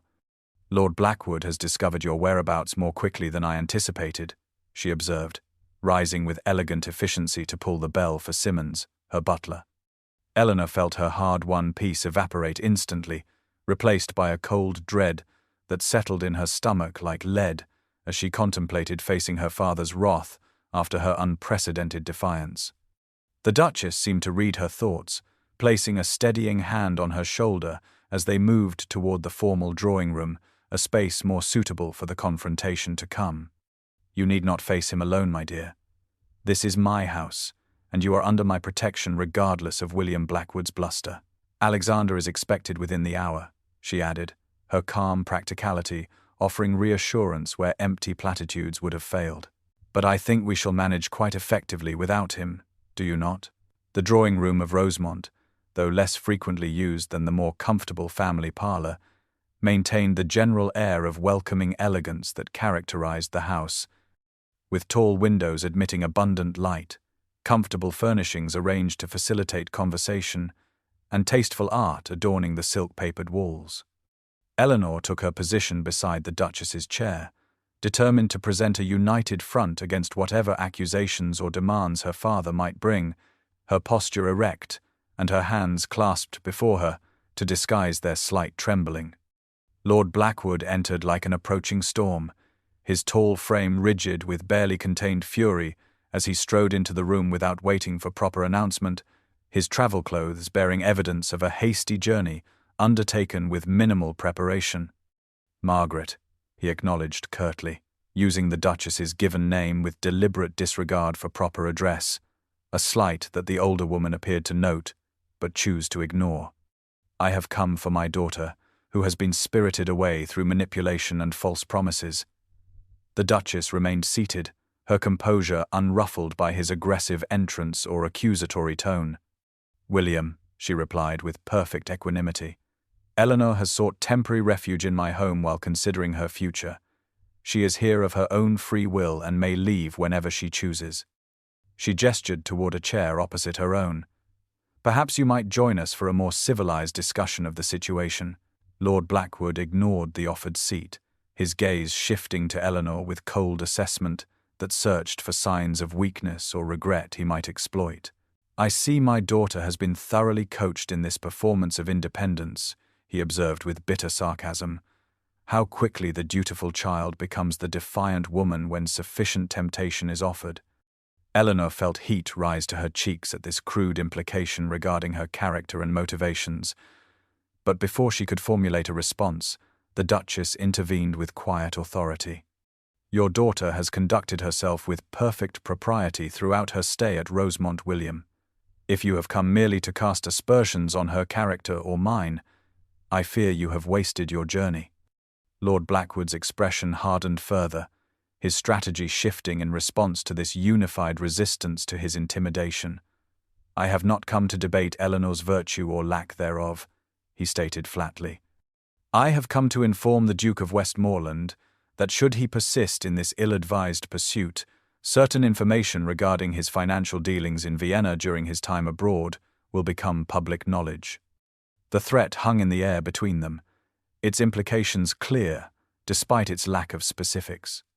Eleanor felt her heart constrict with sudden fear, not for herself but for Alexander and his reputation, this new attack representing a more dangerous form of retaliation than simple parental disapproval. "What information?" she asked, her voice steadier than she had expected, determined not to be excluded from a conversation that so directly affected her future.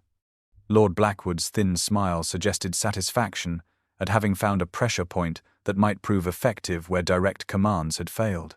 Records indicating substantial losses at gaming tables, significant debts to questionable characters, and behavior unbecoming a peer of the realm, he replied with evident pleasure in delivering this blow.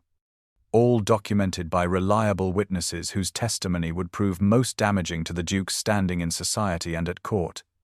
The Duchess rose from her chair with deliberate grace, her expression revealing nothing of whatever concerns this accusation might have raised. "Those are serious allegations, William," she acknowledged calmly. "And if true, they would indeed cause considerable difficulty for my son. However," she continued, moving to stand directly before Lord Blackwood with surprising fearlessness given the disparity in their physical stature, as Alexander spent the entirety of his time in Vienna, in the company of the British ambassador, who has already provided written testimony regarding his exemplary conduct during that period, "I fear your mysterious witnesses may find their credibility somewhat compromised." She paused, allowing this information to register before delivering her counterstroke. "I wonder how the Lord Chancellor might view such a deliberate attempt to damage the reputation of a peer through demonstrably false accusations. A question that might bear consideration before you proceed with this particular strategy." Lord Blackwood's momentary flash of uncertainty revealed that this particular gambit had been based more on desperate hope than actual evidence, his knowledge of Alexander's time abroad apparently consisting of rumor rather than verifiable fact. His recovery was swift, however, as he turned his attention back to Eleanor with renewed determination. "You will return to Blackwood Manor immediately," he commanded, his tone reverting to the paternal authority that had governed her entire existence until recent days. "This childish rebellion has gone on quite long enough. I have indulged your tantrum out of consideration for your mother's distress, but my patience is at an end." Eleanor stood firm beside the Duchess, drawing strength from the older woman's quiet support, and her own growing conviction in the rightness of her chosen path. "I am not a child to be commanded, father," she replied with gentle firmness that contained no hint of the defiance he might have expected. "I am a woman of 21 years, who has made a considered choice regarding her own future. That choice includes Alexander Hayes, whom I love and intend to marry with or without your blessing."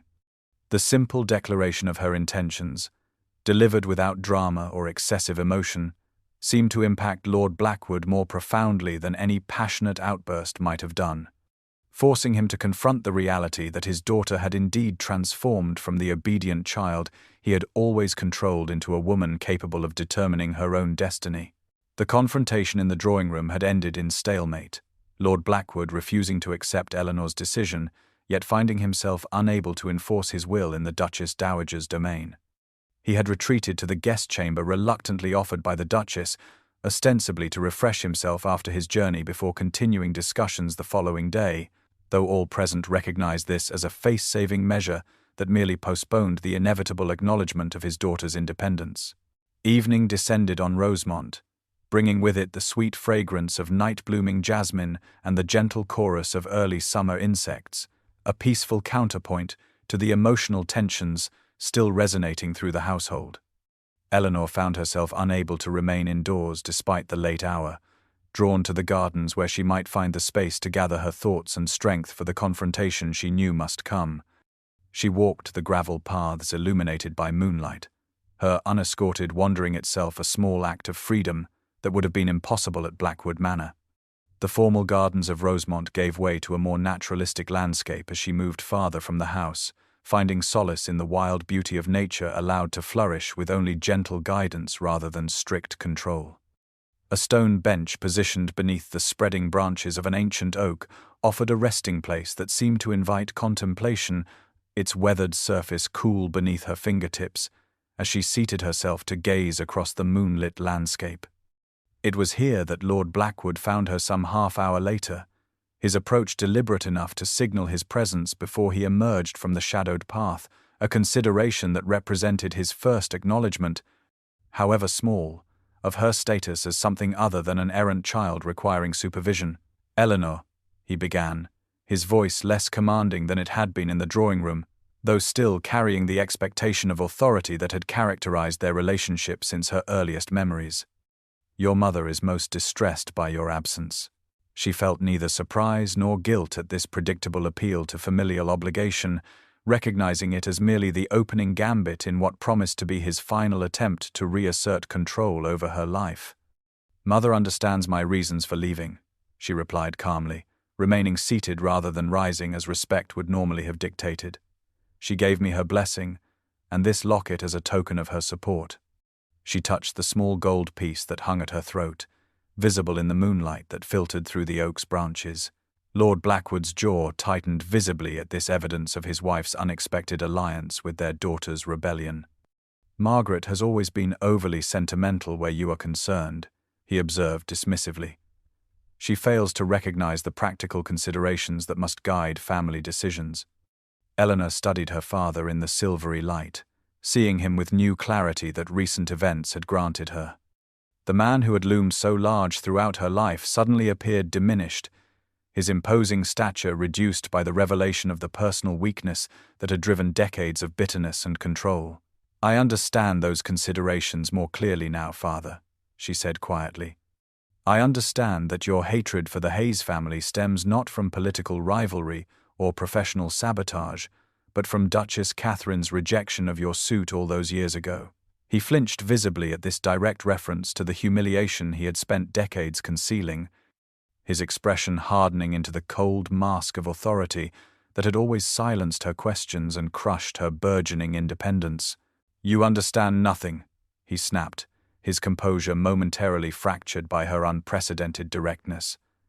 "You are a foolish girl being manipulated by a man seeking revenge for imagined slights between our families." "I understand enough," Eleanor countered, rising from the bench to stand before him, no longer the dutiful daughter awaiting instruction, but a woman claiming her right to self-determination. "I understand that you have allowed an ancient rejection to poison not only your relationship with the Hayes family, but also your marriage to Mother and your treatment of me." Each word struck with the precision of a surgeon's blade, exposing the festering wounds that had shaped their family dynamic for decades. "You've controlled me through fear all my life, Father. No more. Your bitterness has poisoned our family long enough." Lord Blackwood seemed to grow smaller with each statement, his habitual authority undermined by these simple truths spoken without melodrama or excessive emotion, merely stated as the objective reality that Eleanor now perceived with painful clarity. "How dare you speak to me this way?" he managed, though the words lacked their usual force, emerging instead as the protest of a man confronting the crumbling of a carefully constructed facade. "I dare because I must," Eleanor replied, her voice steady despite the rapid beating of her heart. "I dare because I have glimpsed the possibility of a life built on mutual respect and genuine affection rather than duty and fear. I dare because Alexander has shown me that love need not be a transaction or a power struggle, but a partnership between equals." The moonlight illuminated her face as she spoke, revealing a strength and certainty that transformed her familiar features into something new and formidable. A woman standing in her own truth without apology or hesitation. Lord Blackwood stared at his daughter as if seeing her for the first time, his expression shifting from indignation to something approaching reluctant recognition of the transformation before him. When he finally spoke, his voice carried a note of genuine bewilderment beneath its remaining veneer of authority. "I have provided everything for you, Eleanor. Education, comfort, social position, all the advantages my position could secure. And yet you would throw away the future I planned for you, the security I have worked to ensure, for this romantic fancy that will surely fade with time." His incomprehension was so evident, so clearly genuine, that Eleanor felt a surprising surge of compassion for this man, who had ruled her life with such rigid control, yet apparently never truly understood her as an individual separate from his own expectations and ambitions. "That is the fundamental difference between us, Father," she said gently. "You see love as a dangerous weakness, a vulnerability to be avoided at all costs, since your own heart was wounded in youth. I see it as the greatest strength one can possess, the courage to risk pain for the possibility of genuine connection. You sought to protect me from life's disappointments by controlling every aspect of my existence. But in doing so, you denied me the opportunity to discover my own resilience, to learn that heartbreak, while painful, need not define one's entire existence as it has defined yours." Lord Blackwood's shoulders seemed to sag beneath the weight of her words, the rigid posture that had intimidated Eleanor throughout her childhood, giving way to something that hinted at the fatigue of maintaining such implacable opposition to genuine human connection for so many years. "What would you have me do?" he asked finally, the question itself representing a seismic shift in their relationship, an acknowledgement, however reluctant, that her wishes now carried weight in determining their future interactions. "I would have you release your grip on ancient grievances, Father," she answered simply. "I would have you consider that your daughter's happiness might matter more than your pride or your need to control the future. I would have you recognize that Alexander Hayes is a good and honorable man whose only crime is to be born of the woman who once rejected your suit." She paused, gathering courage for her final declaration of independence. "But regardless of what you choose, know this: I will marry Alexander, with or without your blessing. The choice now rests with you whether to remain part of my life or to allow your bitterness to sever our connection entirely."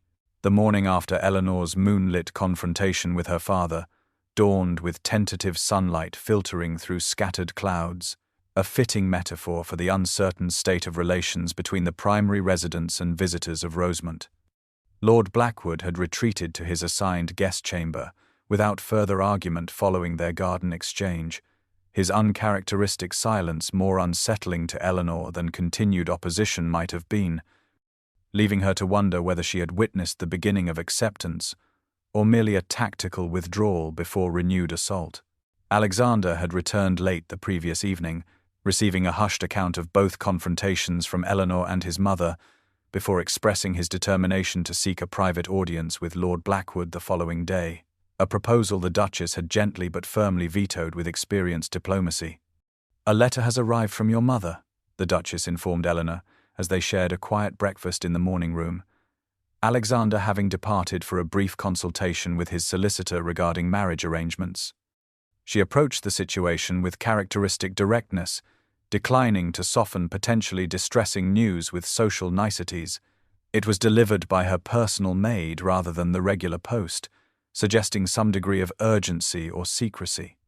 Eleanor accepted the folded paper with trembling fingers, recognizing her mother's elegant handwriting and the faint scent of lavender that clung to the page, a small sensory connection to home that unexpectedly tightened her throat with emotion. The contents proved brief but significant. Lady Blackwood expressing her continued support for Eleanor's decision, while revealing that she had finally confronted her husband regarding his decades of emotional neglect stemming from his lingering attachment to the Duchess. "Catherine," she concluded with a plea that Eleanor make one final attempt at reconciliation before proceeding with her marriage, not for her own sake, but for Lord Blackwood's, whose pride might prevent him from acknowledging his errors without assistance. Eleanor shared the letter with the Duchess, who read it with thoughtful attention before setting it aside with careful precision. "Your mother is a wiser woman than William ever deserved," she observed quietly, "and perhaps braver than any of us recognized until recent events forced her hand." She rose from the breakfast table with sudden decision, smoothing her morning dress with practiced elegance. "I believe the time has come for my own conversation with your father, Eleanor. There are aspects of our shared history that may shed additional light on current circumstances." Eleanor looked up in surprise, sensing some undercurrent of meaning beneath the Duchess's carefully modulated tone. "Might I accompany you?" she asked. curiosity mingling with concern at what revelations might emerge from such an encounter. The Duchess considered the request with evident deliberation before nodding slowly. "Perhaps that would be best," she agreed. "Some truths benefit from witnesses who might carry their lessons forward to future generations." They found Lord Blackwood in the Duchess's private study, where he had apparently been admitted at his own request to examine family papers relating to the ancient property dispute he had long cited as additional justification for enmity between their families. The room reflected its owner's refined taste and intellectual interests, with walls lined with well-used books, a substantial desk positioned to capture optimal light from tall windows overlooking the garden, and family portraits arranged in chronological sequence that created a visual history of the Hayes lineage. Lord Blackwood looked up from the leather-bound volume he had been examining, his expression guarded as the two women entered this most personal of the Duchess's domains, his gaze lingering momentarily on the portrait of the late Duke that hung in the position of honor above the fireplace. "William," the Duchess began without preamble, dispensing with formal address in favor of direct engagement, "I believe the time has come to speak plainly about matters long buried beneath decades of pretense and misdirection. As Eleanor is now irreversibly committed to her future with my son, we owe her and Alexander the truth about the origins of this feud that has shadowed both our families for so long." Lord Blackwood's expression remained carefully neutral, though the slight whitening of his knuckles as he closed the volume before him suggested internal tension at this direct approach. "I believe my daughter has already been informed of the relevant history by her mother, whose discretion appears to have abandoned her after 20 years of appropriate silence." The Duchess moved further into the room, positioning herself beside a portrait of herself as a young woman, painted shortly after her marriage to Jeremiah Hayes, the resemblance between the youthful image and her current appearance still evident, despite the passage of time. "Your rejection of my choice was never the entirety of the story, William," she said quietly. "You know as well as I that our history began much earlier, when we were scarcely more than children ourselves." Eleanor observed her father's face with growing curiosity as something shifted in his expression, a subtle fracturing of the rigid control he had maintained throughout her lifetime, revealing a glimpse of the young man who had existed before bitterness and pride hardened into his defining characteristics. "We need not revisit ancient history, Catherine," he replied stiffly, avoiding direct eye contact with either woman as he returned the volume to its place on the shelves. "The past is irrelevant to current circumstances." "On the contrary," the Duchess countered gently, "it is precisely the past's influence on the present that concerns me now." She turned toward Eleanor, including her in this revelation of long-buried truth. "Your father and I were childhood companions, Eleanor, our estates neighboring one another before the Westmoreland property was acquired by my husband's family. For several years, we believed ourselves destined for marriage, a future encouraged by both our families until my father's unexpected financial reversals rendered me a less advantageous match." Lord Blackwood made a sound of protest, but the Duchess continued with quiet determination. When William's father insisted he look elsewhere for a bride more capable of enhancing the family fortunes, he initially refused, declaring his intention to marry for affection rather than advantage. Eleanor stared at her father in astonishment. This image of youthful romantic idealism impossibly at odds with the pragmatic, emotionally distant man who had raised her with such emphasis on duty and practical considerations above all else. "I had no notion of your father's sacrifice until after my own parents arranged my introduction to Jeremiah Hayes," the Duchess continued, moving to stand directly before Lord Blackwood, forcing him to meet her gaze. "By the time you returned from university prepared to defy your father's wishes, I had already developed genuine affection for my future husband. The wound to your pride was profound, I know, but what you have never acknowledged, William, is that your love for me had already begun to transform into possessive pride long before I chose Jeremiah." Eleanor watched her father's face as the Duchess spoke, witnessing emotions she had never before seen him display, flickers of pain and recognition that suggested these words contained truths he had refused to confront throughout his adult life. "The hatred you carry has always been about me, not our children," the Duchess stated firmly, her voice gentle despite the directness of her words. Let them be free of our past, William. Alexander and Eleanor deserve the chance we never had, to marry where their hearts lead without the shadow of their parents' grievances poisoning their happiness. The simple plea hung in the air between them, a request that acknowledged the genuine pain of youth while asking for the wisdom of age to finally prevail over decades of cultivated bitterness.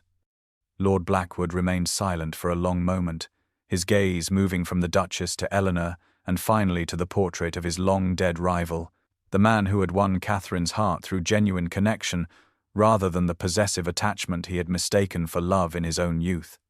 When he finally spoke, his voice carried a weariness that suggested the exhaustion of maintaining animosity across decades. "I constructed an entire life around that rejection," he admitted with evident difficulty. "Every decision, every relationship, even my marriage and approach to fatherhood, all shaped by that singular moment when my pride suffered its greatest wound." Eleanor moved closer to her father, drawn by this unprecedented vulnerability in a man who had always presented himself as invulnerable to emotional weakness. She had prepared herself for continued opposition, even for permanent estrangement should he prove incapable of accepting her choice. But this glimpse of genuine self-awareness awakened hope that reconciliation might indeed be possible, if not immediately, then perhaps with time and patience. The morning of Eleanor's wedding day arrived with a symphony of birdsong and golden light that streamed through the windows of her chamber at Rosemont, where final preparations were underway for the ceremony scheduled to take place at noon in the Westmoreland family chapel. 3 weeks had passed since the revelatory confrontation in the Duchess's study, weeks filled with the necessary arrangements for a wedding that, while modest by aristocratic standards, still required considerable attention to ensure both propriety and meaning. Alexander had insisted on observing all possible formalities, despite the unusual circumstances, obtaining a special license that would allow the ceremony to proceed without the traditional reading of banns, while still maintaining the essential legal requirements for a binding union. The Duchess had overseen the preparations with characteristic efficiency, engaging the local vicar, arranging for appropriate flowers and music, and extending invitations to a small circle of trusted friends and family members who might serve as witnesses to this unconventional but heartfelt union. Eleanor stood before the looking-glass as Jane, who had arrived from Blackwood Manor the previous day bearing good wishes from Lady Blackwood, made final adjustments to her wedding attire, a gown of ivory silk, far simpler than the elaborate creation that had been planned for her match with a local gentleman her father had favoured, yet somehow more suited to her true character and the genuine affection that formed the foundation of this marriage. No word had come from Lord Blackwood since his departure from Rosemont following the revelation of his youthful history with the Duchess, his silence neither confirming acceptance nor declaring continued opposition, leaving Eleanor to prepare for her wedding day with mingled joy at her imminent union with Alexander and lingering sadness at the apparent absence of paternal blessing. "Your mother sent this for you to wear today," Jane said softly, presenting a small velvet box that contained a pair of pearl earrings, Eleanor recognized as family heirlooms worn by Blackwood brides for generations. "She believes your father will come to accept your choice in time, though his pride prevents him from acknowledging it directly at present." The gesture brought tears to Eleanor's eyes, this tangible connection to her family heritage, suggesting that bridges remained possible even across the chasm created by her unprecedented defiance of paternal authority. The ancient stone chapel that had served the Westmoreland family for centuries stood a short distance from the main estate, its weathered exterior softened by climbing roses now in full bloom, its interior transformed for the occasion with arrangements of spring flowers that filled the space with color and fragrance. Sunlight streamed through stained glass windows depicting biblical scenes and family heraldry, casting jewel-toned patterns across the worn flagstone floor, as Eleanor made her way down the center aisle on the arm of the Duchess's brother, Lord Harrington, who had agreed to give her away in her father's absence. Alexander waited at the altar, his expression transforming with undisguised adoration as he beheld his bride approaching, the simple dignity of the moment more meaningful than any elaborate society wedding might have been. Surrounded as they were by only those who genuinely supported their union, rather than social connections gathered for display or advantage. They stood together before the vicar, their hands joined as they prepared to exchange the vows that would bind them legally and spiritually, the culmination of a connection that had defied family history and social expectation to flourish against all odds. Just as Eleanor began to speak the words that would make her Alexander's wife, a slight disturbance at the back of the chapel drew her attention, causing her to falter momentarily as she recognized the tall figure who had entered silently and now stood watching the proceedings, with an expression she could not quite interpret from this distance. Lord Blackwood had come after all, his presence neither announced nor explained, yet undeniably significant as a witness to this moment of transition in his daughter's life. He made no move to interrupt or approach, simply standing in silent observation as Eleanor gathered herself and turned back to Alexander, completing her vows with renewed conviction, her voice clear and steady in the hushed atmosphere of the ancient chapel. Throughout the remainder of the service, she remained acutely aware of her father's presence, this unexpected gift of acknowledgement, however tentative, adding a dimension of completion to her joy that she had not dared to hope for when planning this day. As the vicar pronounced them husband and wife, and Alexander claimed his first kiss as her lawful husband, Eleanor turned toward the back of the chapel, seeking confirmation that her father's appearance had not been merely wishful imagination. Lord Blackwood remained where he had entered, his rigid posture, perhaps slightly softened, his expression still unreadable at this distance, yet his continued presence speaking volumes about the internal struggle between pride and paternal feeling that had apparently brought him to witness this union he had so vehemently opposed. When the newly married couple proceeded back down the aisle arm in arm, they paused briefly before Lord Blackwood, whose formal bow acknowledged his daughter's new status as Duchess of Westmoreland without requiring him to express explicit approval in words he might not yet be ready to offer. "Father," Eleanor said softly, surprising herself with the steadiness of her voice, "thank you for coming." The simple statement hung between them, an olive branch extended without demand or expectation, leaving space for whatever level of reconciliation he might be prepared to accept in this moment. Lord Blackwood regarded his daughter, then Alexander, with an expression that suggested internal conflict not yet fully resolved, but perhaps beginning to shift toward acceptance of what could not be changed. "Your mother would not have forgiven my absence," he replied finally, the words ostensibly explaining his presence as duty rather than choice, yet delivered with a hint of the dry humor that Eleanor remembered from her early childhood, before bitterness had overwhelmed his capacity for genuine warmth. It was not effusive blessing nor complete reconciliation, but it represented a beginning, a small crack in the wall of resentment that had separated them, offering hope that time might eventually heal the breach that recent events had created between father and daughter, allowing Eleanor to move forward into her new life with Alexander, while maintaining connection to her family roots. The gardens of Westmoreland Park blazed with color beneath a perfect June sky, roses of every hue unfurling their petals to the warm summer sun as guests strolled along immaculately kept paths, their voices creating a pleasant hum of conversation that mingled with the string quartet playing from a nearby pavilion. 1 year had passed since Eleanor had become the Duchess of Westmoreland, a year of adjustment, discovery, and gradual healing for all concerned, culminating in this garden party that represented far more than mere social obligation. Eleanor moved among her guests with natural grace, her simple gown of pale blue silk accommodating the gentle curve of her abdomen where the heir to Westmoreland grew, a secret shared thus far only with Alexander and the Duchess Dowager, but soon to be announced to the assembled company. She had planned every aspect of this gathering with careful attention to symbolism, from the selection of guests that included both Hayes and Blackwood connections, to the centerpiece of the garden where Blackwood roses, transplanted from her mother's garden, now grew alongside Westmoreland varieties in a living representation of the union their marriage had created. Alexander found her near this symbolic planting, slipping his arm around her waist with the easy affection that characterized their private interactions, a tenderness that had only deepened during their first year of marriage, as they built a partnership based on mutual respect and genuine love, rather than social expectation or family obligation.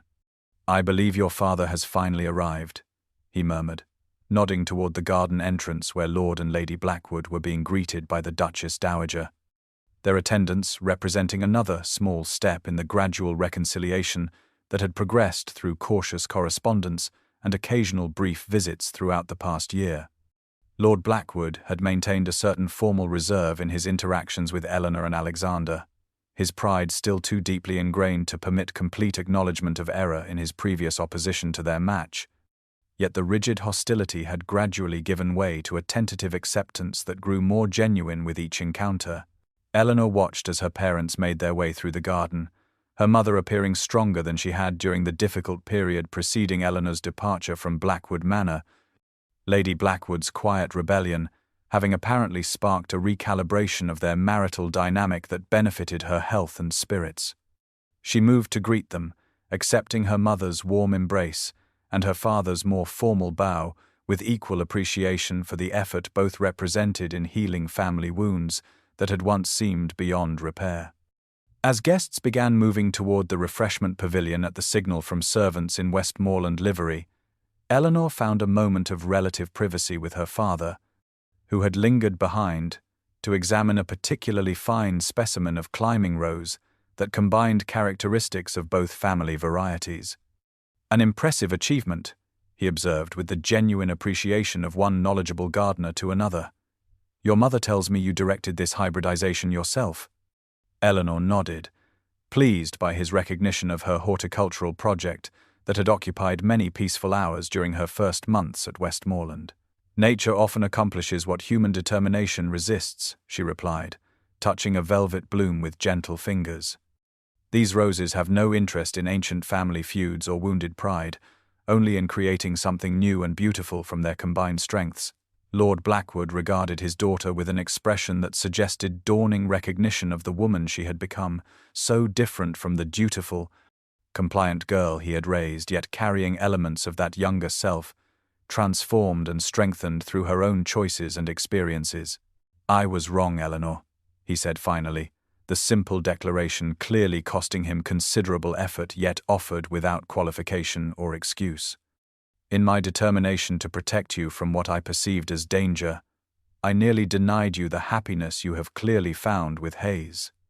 With Alexander, Eleanor corrected gently, offering the personal name as tacit invitation to move beyond formal acknowledgement to genuine family connection.